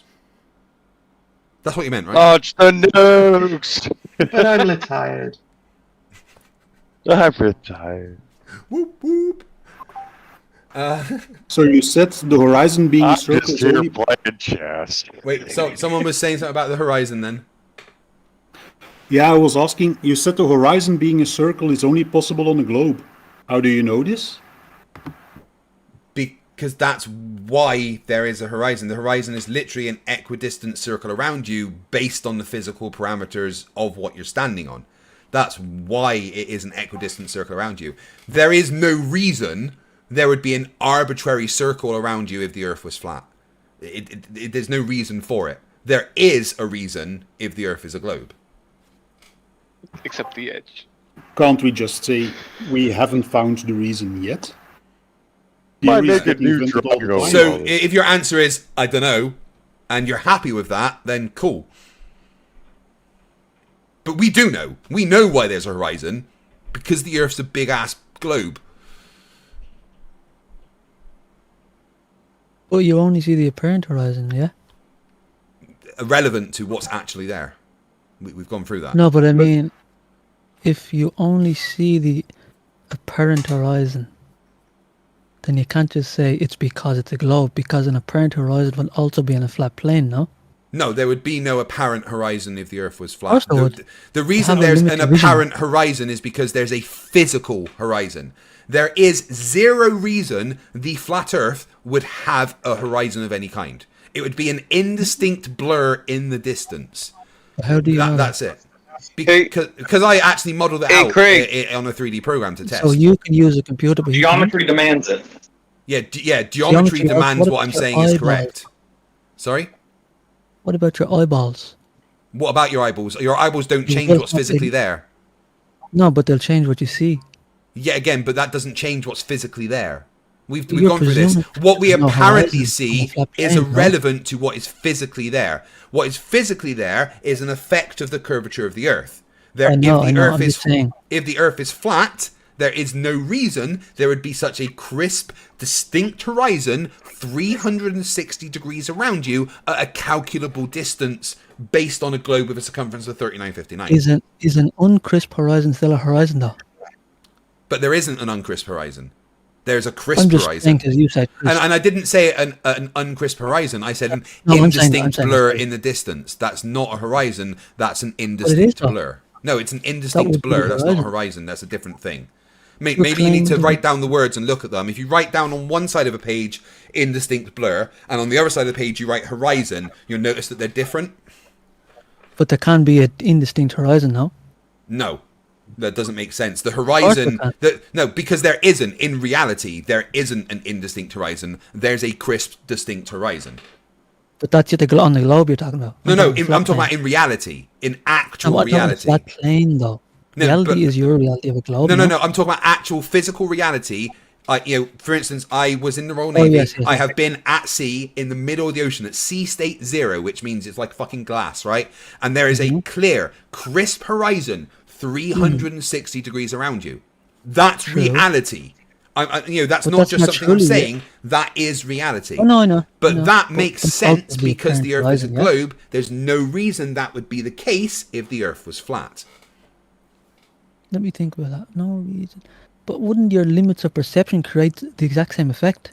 Limits of perception are irrelevant to what is actually there. And there's no can't see limits what's of there either. perception. That's not an actual thing. Of course there is. Can you see forever?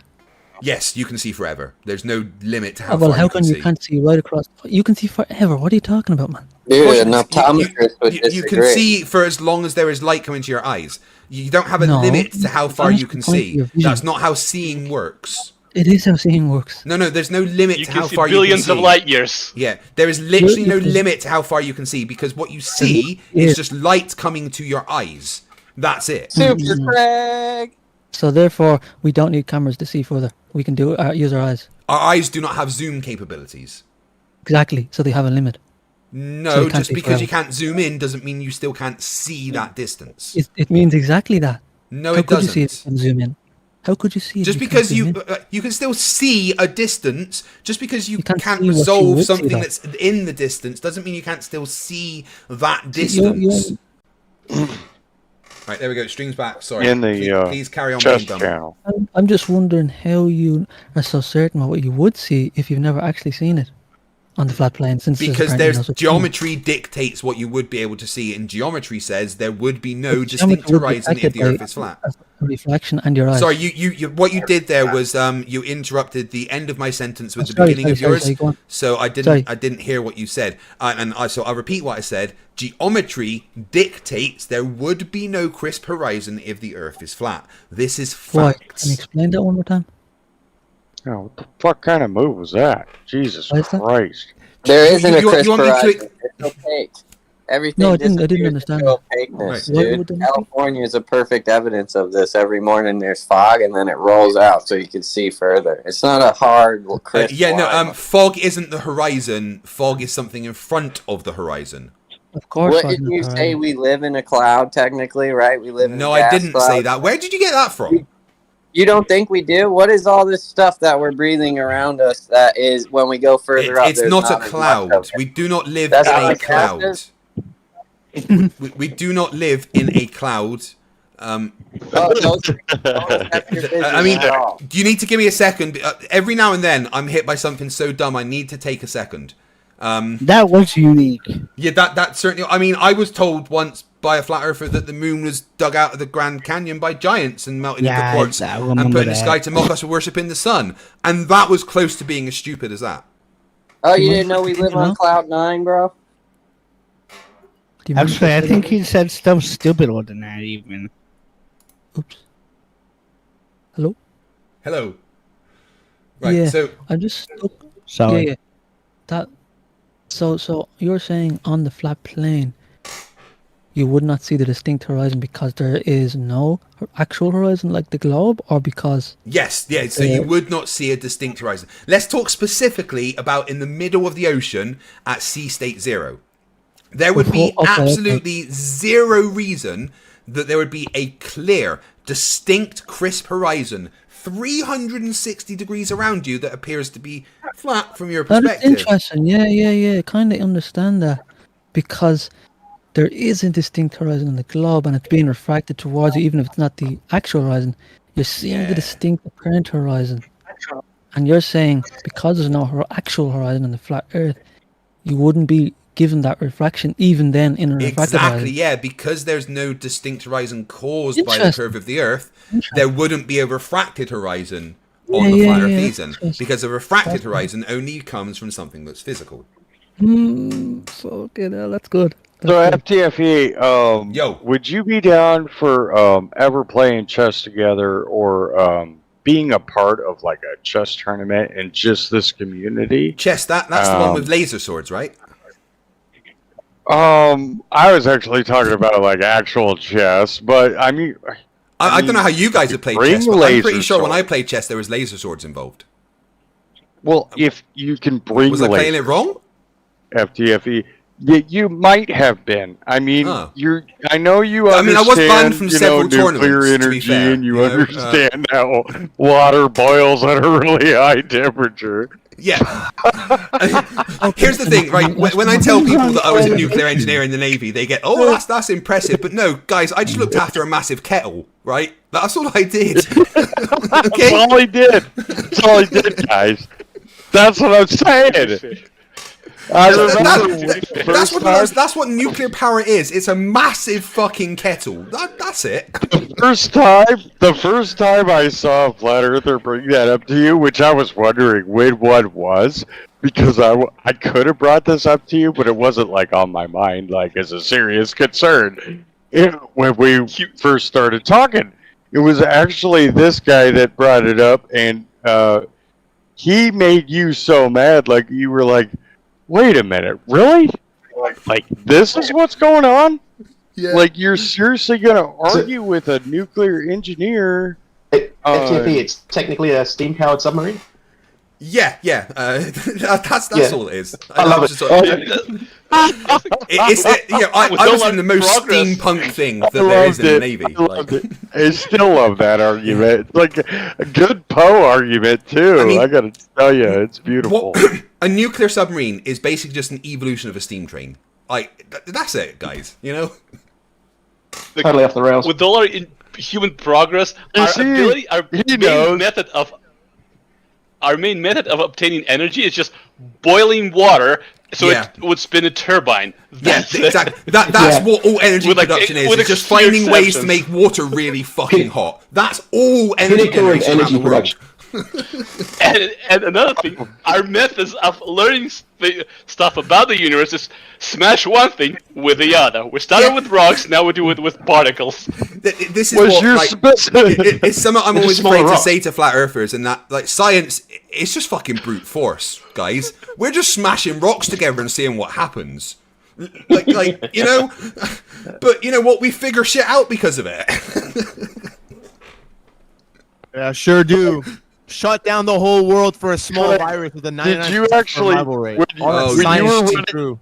When you were running your nuclear submarine FTFE, were you pressing just a button and it did it for you nowadays? Or did you actually have to spin how you have to spin a wheel to create electricity? Right, so do any of that my kind of daily duties on board the sub when we were doing sea trials was I would have to go and look at the dials on the nuclear reactor to make sure that they were in the right place. If they weren't in the right place, we were fucked. That's kind of it, right? You know. So Captain, this dial's really high. We're gonna die, aren't we? Yeah. Okay. No worries. You know. No, there's a bit more to it than that. You know, you have to adjust the pressures and everything of depending on the energy generation needs of the submarine. You know, you can change the amount of energy being generated by controlling the fuel rods and everything like that. But it is basically just controlling the amount of hot water being generated so that we can make enough steam. You know, and if there is problems, there's ways of dealing with it. But in general, when you're under the sea with a nuclear reactor, if it goes wrong, you know, you're fucked. What you're kind of you sound like you qualified to deal with right off the bat. It sounds like you're qualified to deal with the deep sea oil. No, I'm not doing that. No, you don't want to do that. You could be in charge of doing their pressure and all that. I mean, are you not qualified with that, or are you to be honest, that sounds like a lot of responsibility. That sounds like a lot of responsibility. If I fuck that up, then a lot of people get mad at me. Although, you know, that was kind of true in the Navy. You can't sell yourself short. I mean, you worked on a nuclear submarine, bro. It's the same thing. I also did some surface ships, right? I was on HMS Westminster. You better know deep sea diving better than any flat earther I've ever known. Here's the thing. Okay, yeah, you do emergency escape training, right? So you go down to a certain level in the escape training tank in Rosyth, and it's about 30 meters. That's what you get to test, right? So you go 30 meters down in water, and they equalize the pressure, the hatch opens, and you breathe out all the way, and you rise up to the surface. And that's 30 meters, right? But, guys, if you're more than 30 meters down, you ain't going to survive that journey, right? If you're more than 30 meters down in a submarine, and there's a nuclear submarine, and there's a problem, there ain't much you can really do. You know? Well, because you're getting to the crust. So you're talking about the atmosphere. So you're cutting out there. Oh, Pat's gone. Thank God. I mean, that was an interesting conversation. I know we all know Pat's a Poe, but you know he's right about nuclear power and energy generation. It's just how hot can we make the water and then use that. I want to ask a question regarding that. Yeah. Actually, sorry, guys, I'm back. I didn't mean to cut you off. Go on. I lost the conversation there. Sorry. Isn't it also a pretty shitty situation if seawater gets into the reactor? Yeah. So the coolant that you have has to be pretty pure, and then that coolant that is around the reactor It's going through pipes which then have water run over them, and then force pressure into to make that water then super hot. So the coolant water, it has to be a specific thing, and if seawater gets into that, it changes the the density and the temperature and everything, and how well we can control the the temperature of the reactor, because the coolant is there to stop the reactor overheating. So if the wrong coolant is in there, then all the fail-safes that you have don't work the way that they should. Wow. Yeah. Yeah, being a submariner is... you are told this. Look, guys, we train you as well as we can to survive in a situation, but you need to understand that if you're 150 meters under the water and bad shit happens, there's you're probably going to die. Whoa. Hey. God damn it. Yeah, I knew FTFE was going to fucking break havoc. God. It was like, I was like, that double night shit. I remember that. That's never good. Oh boy. Let's see how this goes. Oh shit. Right. Oh, fuck. This is a there good any game. more flat earthers in here that would like to discuss anything? Oh, god damn it. Craig, God, I gotta play you, man. You're We good. sort of got sidetracked. Did Zenith finish his line of Sorry. questioning? No, but it's okay. Sorry, like- Zenith. If you want to continue, I think you just said that you wanted to think about it, didn't you? Yeah, I thought you kind of won the argument there because I couldn't think of a rebuttal. That's at 2 all. days in a row. Wait, hold on. What the fuck's going on? Yesterday, a flat earth flat out conceded to me, and then this guy just said that I won the argument. Yeah, definitely. I couldn't think of anything. Is there? Am I being pranked? Hell froze over apparently. What's going on? 2 days in a row, I've had flat earthers concede to me. I don't know how to deal with this, guys. I want to argue with you. You're supposed to tell me I'm wrong. You're not supposed to go, There's yeah. work being done on the back end showing that flat Earth doesn't work. They're coming closer to concave Earth. This is a natural progression. Greg, pinch yourself. Pinch yourself. When flat Earth isn't dumb enough for you, go to concave. Fascinating it was. It kind of feels like FTFE is like your... What was that, sorry? Sorry, go ahead. No, it was fascinating because I'd never heard that argument before. That because there's a physical horizon, it's being reflected to. You wouldn't see a place without a horizon, even if there was refraction, because it would only refract at kind of a certain point instead of. He gets it. He definitive fucking horizon. gets it, guys. Oh my god. Interesting. What is this feeling? I think that's success, FTFE. Accomplished? I don't No, because I understand. don't really This mind doesn't box either feel way. right, people. Right, I'm sorry. You flat earthers need to stop agreeing with me. You're gonna break me. You lose your channel. If all the flat earthers that come on just go, shit, yeah, you're right. It's gonna be a boring fucking channel. There we go. That's how to shut down FTFE. Just fucking agree with him. There you go, just spread that throughout the flat earth world. Everyone go debate FTFE and just go, yeah, you're right. Yeah, you're right. Yeah, you're right. FTFE was right. A million views. Just agree with him, and then the best flat Earth chess player will just keep beating him in chess, and then he won't stand a chance against any of us. Just agree all day They should long. refute that, I think, if they can, because I don't think they could right now. Oh, Nathan He Oakley would do his doesn't best. stand a Nathan chance. Oakley would just shout about putting his balls in my mouth or something and then say he's won. Nathan Oakley has like a YouTube, or it was like remember the gas does not go down boom boom, which Yeah, gas I go down, actually go never boom, heard boom. Yeah, I never actually heard a Glober actually debate that. So Well, I it no, could be I did. taken as a I serious debated it claim. without actually debating it. For about a month straight, I had a demister in the back of my set with gas going down. So I was just like, hey, Nathan, what the fuck's that? Gas go down, go boom, boom. Well, okay, it didn't go boom boom then. So No, in fact, I take it I tell you you're what, if the playing. gas go down, go boom, boom, then there's a problem, right? Gas go down, go Right. boom, boom, get out. Okay? Gas should not be going boom, boom when it goes down. It goes down though. I failed chem. I got like a Some gases go down. 32. I got a Helium goes up, 32% right? passing grade, 32%, which is actually failing in chemistry. And then I never took it again. I didn't even have to pass a GED with chemistry, really. Actually, no. I think I almost failed the chemistry part. So I barely got by. It was like, Right. what's oxygen made out of? And I was like, I know that answer.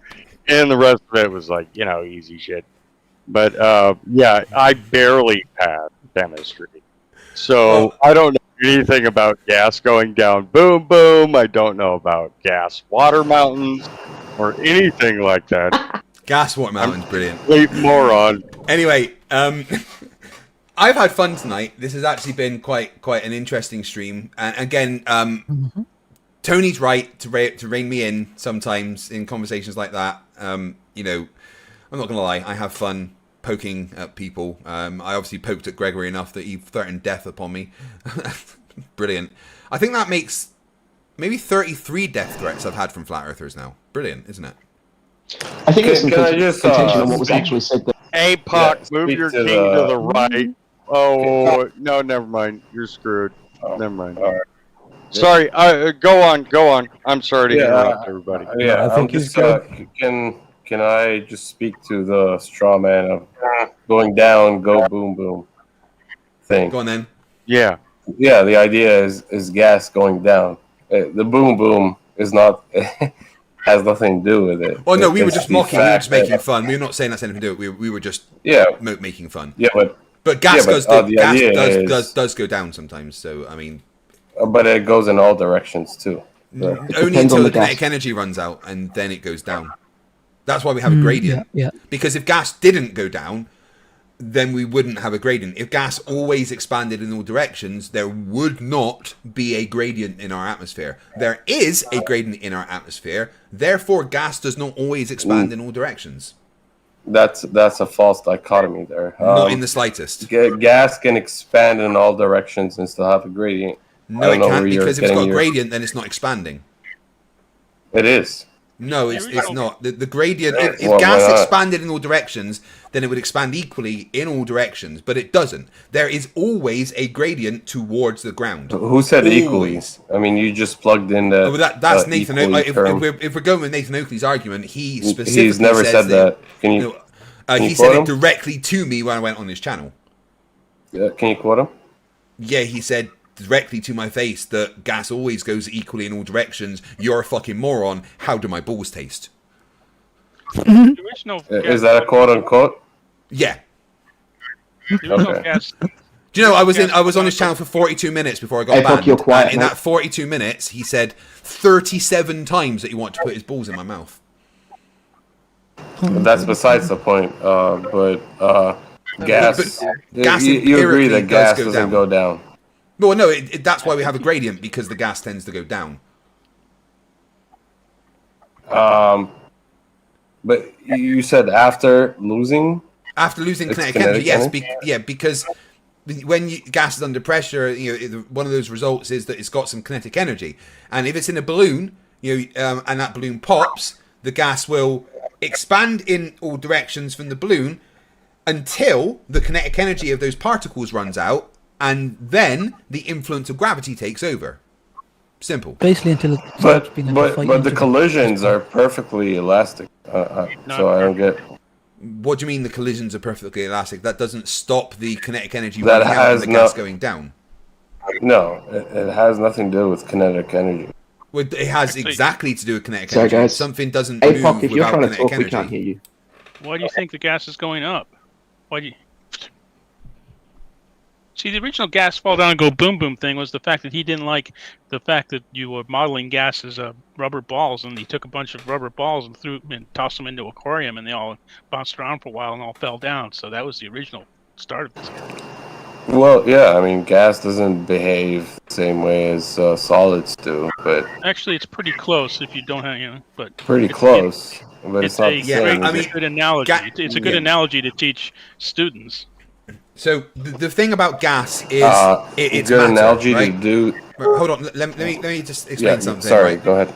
The thing about gas is, like everything else, like solids, like liquids, it's matter, and all matter simply reacts to the forces that are acting on it. Gas doesn't have its own special physics. Gas just does whatever the forces acting on it tell it to do, and the prevalent force on Earth is the force created by gravity, which is why we have a gradient with the gas more down than up, because gas does in fact go down, go boom boom.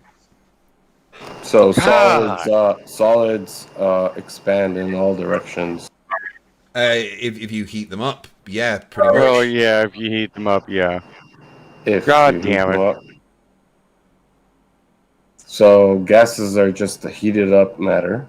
Is that what you're saying? Gas is just matter. Like solid is matter. I envy you, FTFE. I wish I was good at chemistry like you. You might be the only person in history, maybe Professor Dan can, about the chemistry issue I'm having. But right, Pat, either one of you come two... on, Pat, come on. Let's poe in right now, because Flat Earth Egypt's actually having a decent conversation. I was actually being serious. I'm bad at chemistry, but go on. Oh, right, okay. It's hard to tell because you're such a poe. Mm-hmm. I agree. Oh, yeah, nice picture there. Thank you, a cat of Ebola of gas going down. Yeah, I'm not saying that gas is a solid, but I'm saying that gas is matter. Like a solid is matter, like a liquid is matter. They're all matter with mass, and based on the amount of mass, they have a different gravitational force acting on them. It's simple. You can predict what's going to happen with gas after a balloon explodes, based on the predictions of the globe with gravity and everything involved. You can make the predictions, and that will happen because gas is just reacting to all of the forces that are acting on it. Buoyancy is one force, gravity is another force. So, what happens with clouds then? They've got a buoyant force acting on them, and also because they're slightly higher up, where there's a lot more winds, the winds are strong enough to keep the molecules of water and stuff in the air. Clouds aren't just water; they're a mixture of like water molecules and dirt and stuff that is held up by the wind currents and the buoyant force. Move your pawn up on your rook. And water is still slightly less dense than nitrogen. Correct. Hello? Hello. Yeah, just hello there. Witzel. The guy Witzel. Witzel? You debated him a lot. Witzel? Oh, Witzel. Yeah. Witzel, Yeah, the guy that gave me my new name, Fight the Tight Shirt. Yeah. I don't know, but he often brings up this point about gas can't be contained without a container. I'm just wondering what is the explanation for this apparent containment that he proposes to refute. I mean, he's ignoring he's just flat out ignoring gravity, because gravity can quite easily contain gas. A container is just creating a force. Gravity also creates a force. So a container doesn't have to be physical, you're saying? No, absolutely not. For instance, look at the inside of a tokamak nuclear fusion reactor, which can create a band of ionized gas inside of a vacuum until it compresses it enough and it reaches a pinch point and causes nuclear fusion. That is a literal demonstration of gas without a container inside of a vacuum. Just in this case, contained by electromagnetic forces.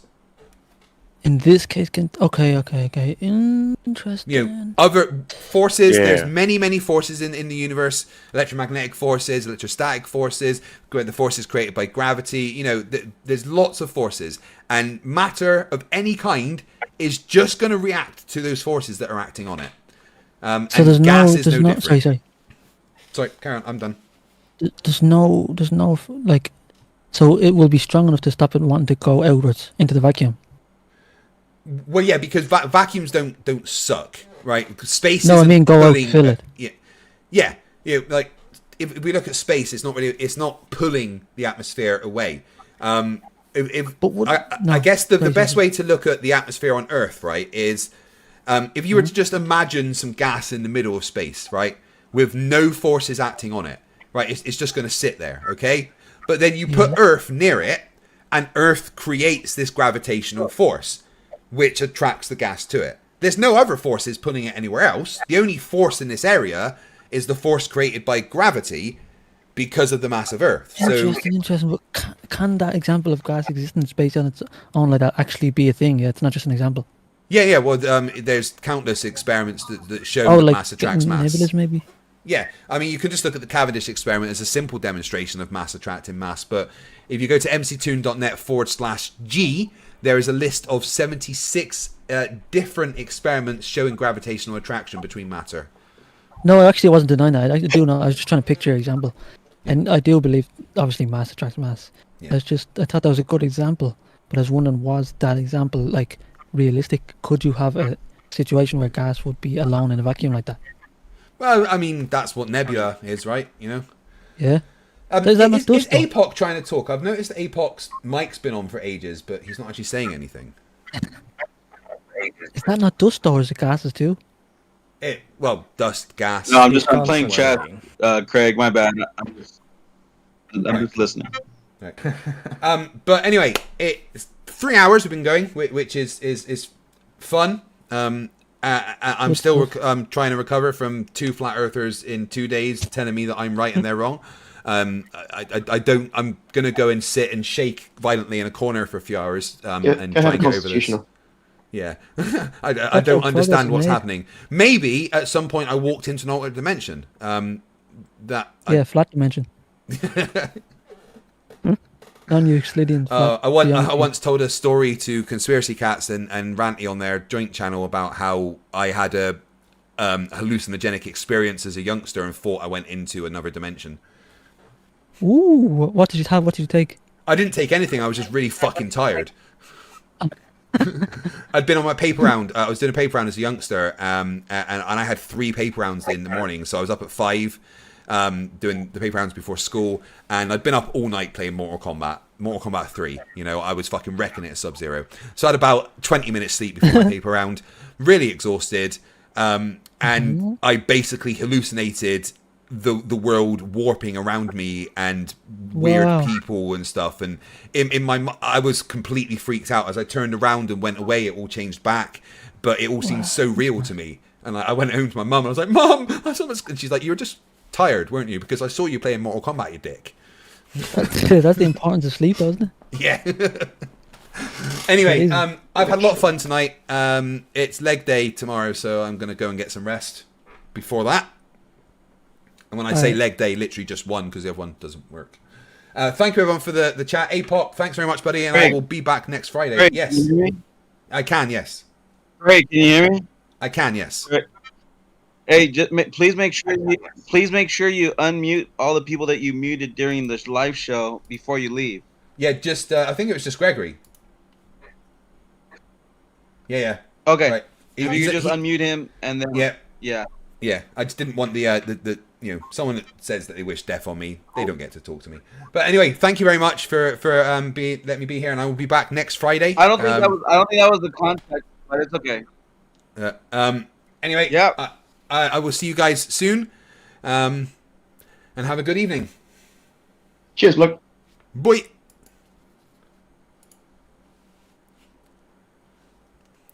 What the fuck, guys? I don't know. I don't. Two days in a row, Flat Earther has said I'm right and they're wrong. Little. I don't understand. That's not supposed to happen.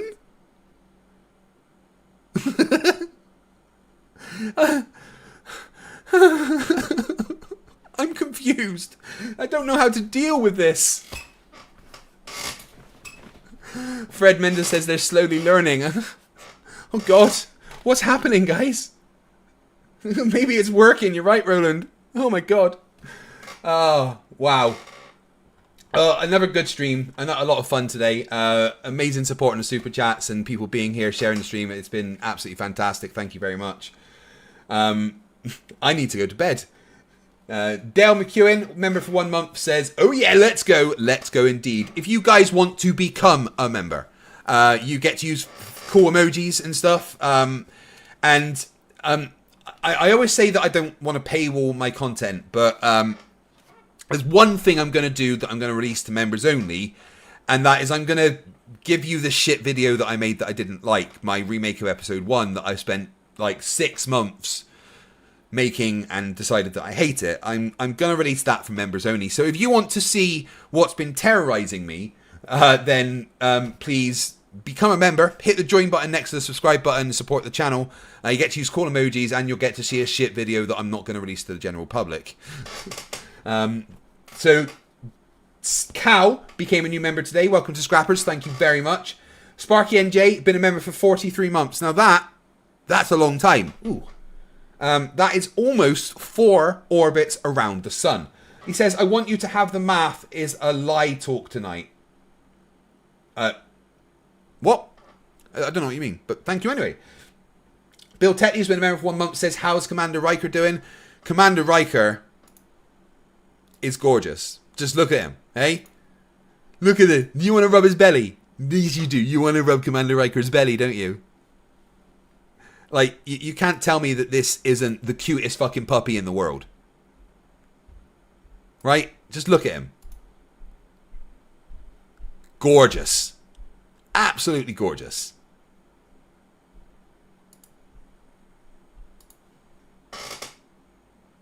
You know what? Actually, while I read super chats, I'm going to leave a picture of the puppy up. Slivery for £5 says, "How about if Jaren saw his descendant and it was a budgie?" Descendants of flat earthers is a worrying thought, I must admit. War Boss for $20 says, "Oi boss, the boys are a bit concerned about you. You're dealing with massive flood of stupid umis all day, every day. You're feeling alright? Blink twice if you need some of us boys to come rescue you from all that derp." No, I would just very much like the orcs to leave Canada. That's an issue. Thank you very much, buddy. The Rocket Couch member for 3 months says, "This is officially not a message from the Council of Dimly Lit Bold Men who secretly rule the world to say happy birthday, Craig. Hashtag Research Weenie Earth." Thank you very much. Yes, I was 40 in a few days ago. That's right. I am officially old. I am 40. Why did I not get past 14 in here then? The Rocket Couch for member for 3 months. No, I just read that one. Kaliana's agility partner, member for 60 months, says, "Is Johnny drunk? Where is he from?" The lands of derp. War Boss $5 says, "Zog off, Flerfs, always assuming everyone else is lying, because lies is all they've got. Let's just crump them all and get rid of this flirfy nonsense." Yeah, please don't kill all the flat earthers. I like talking to them for some reason. Whoop whoop! I got my light splashing again. Hey. The Spirit, member for 33 months, dude, thank you very much for your support, says, "It appears my bottle of aspirin may need a refill." I wonder if we can get 5 more members before the end of the stream. Guys, if you're not a member, please hit that join button. Let's get 4 more members before the end of the stream. Go on.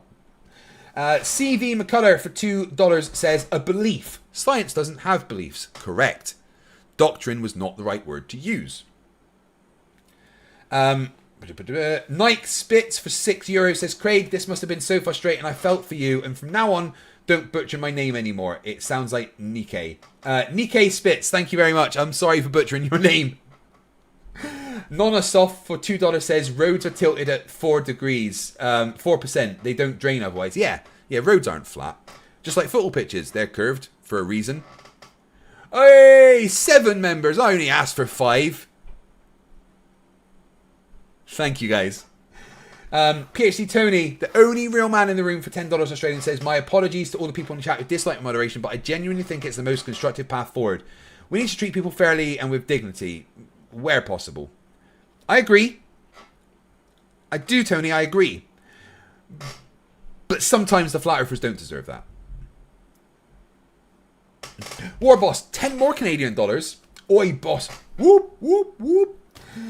Oi boss, listen good. If you need help in D4, I can get you into T4 and make grinding easy. Just drop me a message on Discord for my gamer tag and I'll help you out any way I can. Necromancer time. Yeah, I'm still in tier 2. and I'm just Act 3 of the campaign. And to be honest, I've only actually opened up the first area of the map because I'm doing my normal thing and trying 100% everything. But it's fucking hard. Doing the most northerly stronghold in Fractured Peaks. It's almost impossible as a sorcerer without some help, especially after the nerfs. So, yeah, anyone want to help me on Diablo 4, please? Bill Tetley for $10 says, "Hey, fight the flat shirt, you sexy beast. I was beginning to think that Gregory had the emotional range of a wheelchair ramp until you triggered the princess. Keep up the good work and love you, brother." No, I fucking love you and thank you very much. MB for £2 says, "Dealing with the vile Gregory was horrendous yet." I'm sure he wished death on me, but apparently I was wrong. No, I think he did. William Foley for 29 months has been a member, and he says, "Did you serve on a boomer or a tack sub?" I was on T-boats. Yeah, I was on 3 different T-boats. So, nuclear-powered Trafalgar class subs. Tim Davison for $2 says, "Did a Flerf just learn? Is hell frozen over?" Yeah, I'm concerned. Twice in 2 days. I don't know what's going on. Vinny K for $5 says, "Super chat for convincing a Flerf. Good job, Craig. Thank you very much. I don't know what's happening." Tim Davison for $2. "If I have gas, it go boom boom and people fall down. Not that kind of gas." Tim Davidson, $5 says, "That's how nebula becomes stars. Free-floating gas attracted by gravity to each other. Presses, heat, light, and the sun. Ta-da!" Yes, the basics of nuclear fusion. Thank you very much. I really do appreciate that, Tim. The Spirit for $10 says, "I do apologise for the confusion. I dropped liquid nitrogen when I was visiting a family in hell. Now strange things keep happening all over." Well, you fucked up because the flat earthers are telling me I'm right. Cal's been over for 2 months and he says, "Thanks for the fun and you're looking great." Well, thank you very much. Look at this. Actual definition. Look. Definition in my biceps. That was never there before.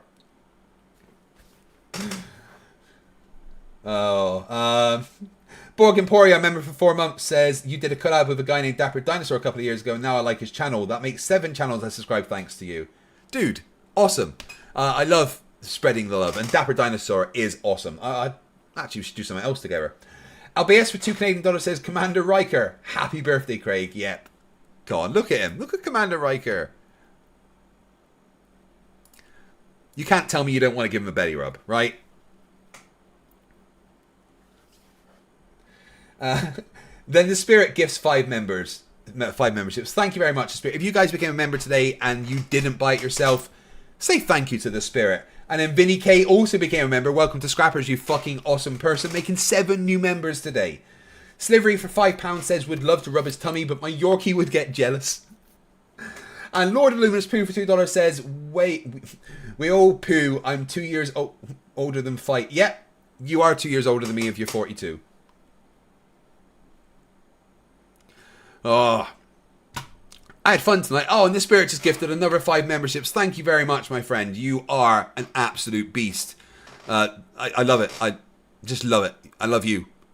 I love all of you. Not you, Gary. But I need to ask a serious question, and that's, can we pretend that airplanes in the night sky are like shooting stars?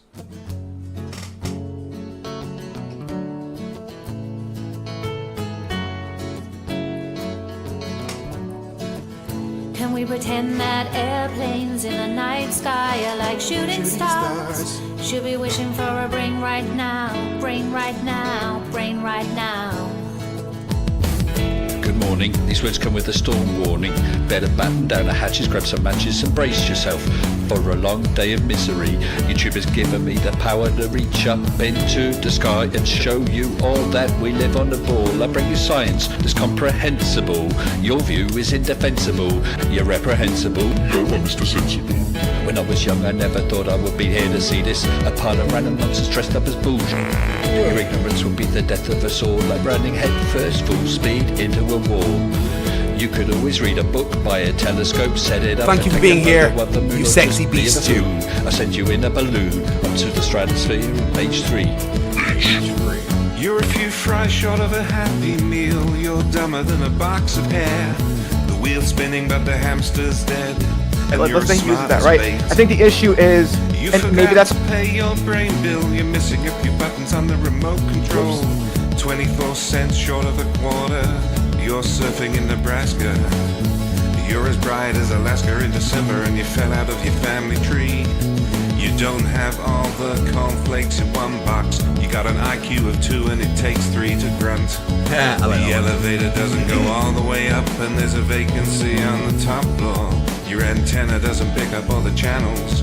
You're several nuts short of a You're Mr. fruitcake. Sensible, calm down, don't go too hard. You don't need the Asylum burying Flerfs in your backyard. You're a man of science, poise and grace. Mage 2 did everything to wipe the grins off the face.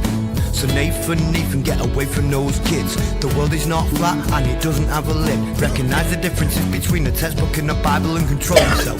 Nails, slander and lie. You're a bunch of knobs poisoning the well of the youth. Spreading lies that you like to claim as knowledge and truth. Stop spreading fresh bullshit like the butter on your bread. Maybe a musical assault will knock some sense into your head. I hope one day you'll hear these lyrics and smile, and you realise you used to be a 40-year-old child. Now it's time to wake up, open your eyes and see and acknowledge the existence of. Oh, Spirit for $5. This is the number one Get a Speak toy. Thank you very much. Your phone is off the hook. Your sewing machine is out of thread. You're all foam and no beer. You don't have all your dogs on one leash. An intellect rivaled only by garden tools. There's no grain in your silo, and your skylight leaks a little. Your belt doesn't go through all the loops. You couldn't pour water out of a boot without instructions on the heel. Your slinky's kinked, and you're proof that evolution can work in reverse. A few feathers short of a whole duck. Gravity indeed. Thank you very much. Ghostly Karma, member for 2 months. You rock.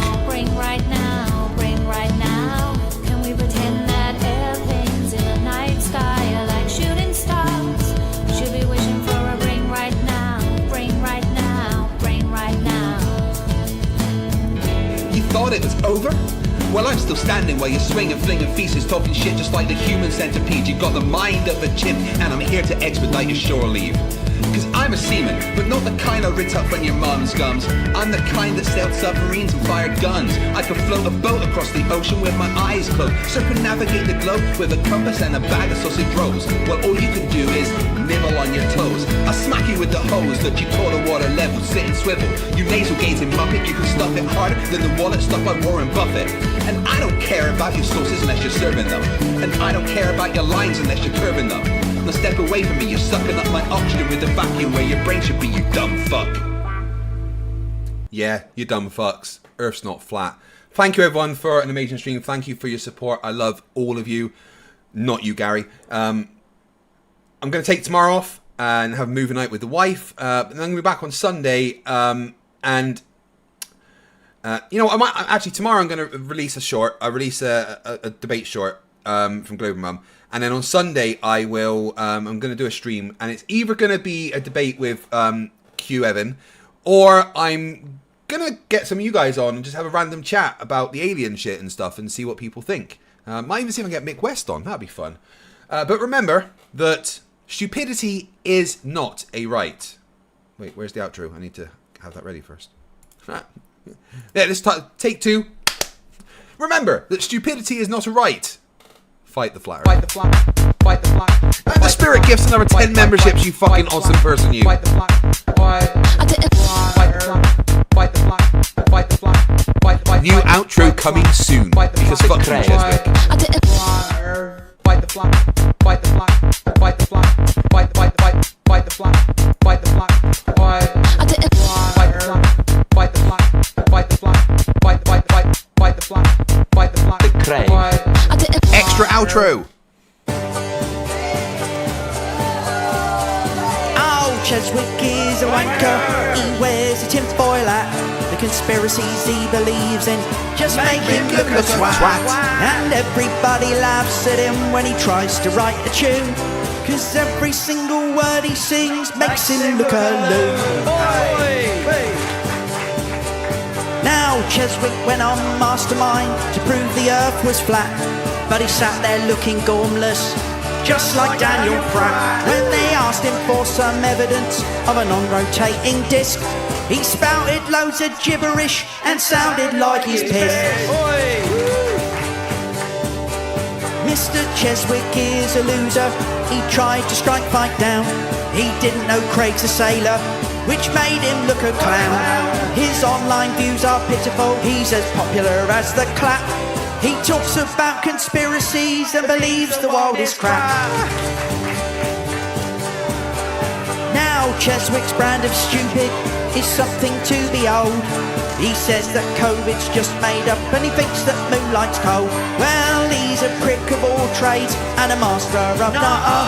And when you ask him simple things, he just says, When Cheswick talks geometry or distance to the sun, he just comes out in a nasty rash and then he bites his tongue. He's clueless how to use a sextant or theodolite. He runs away from easy questions at the speed of light.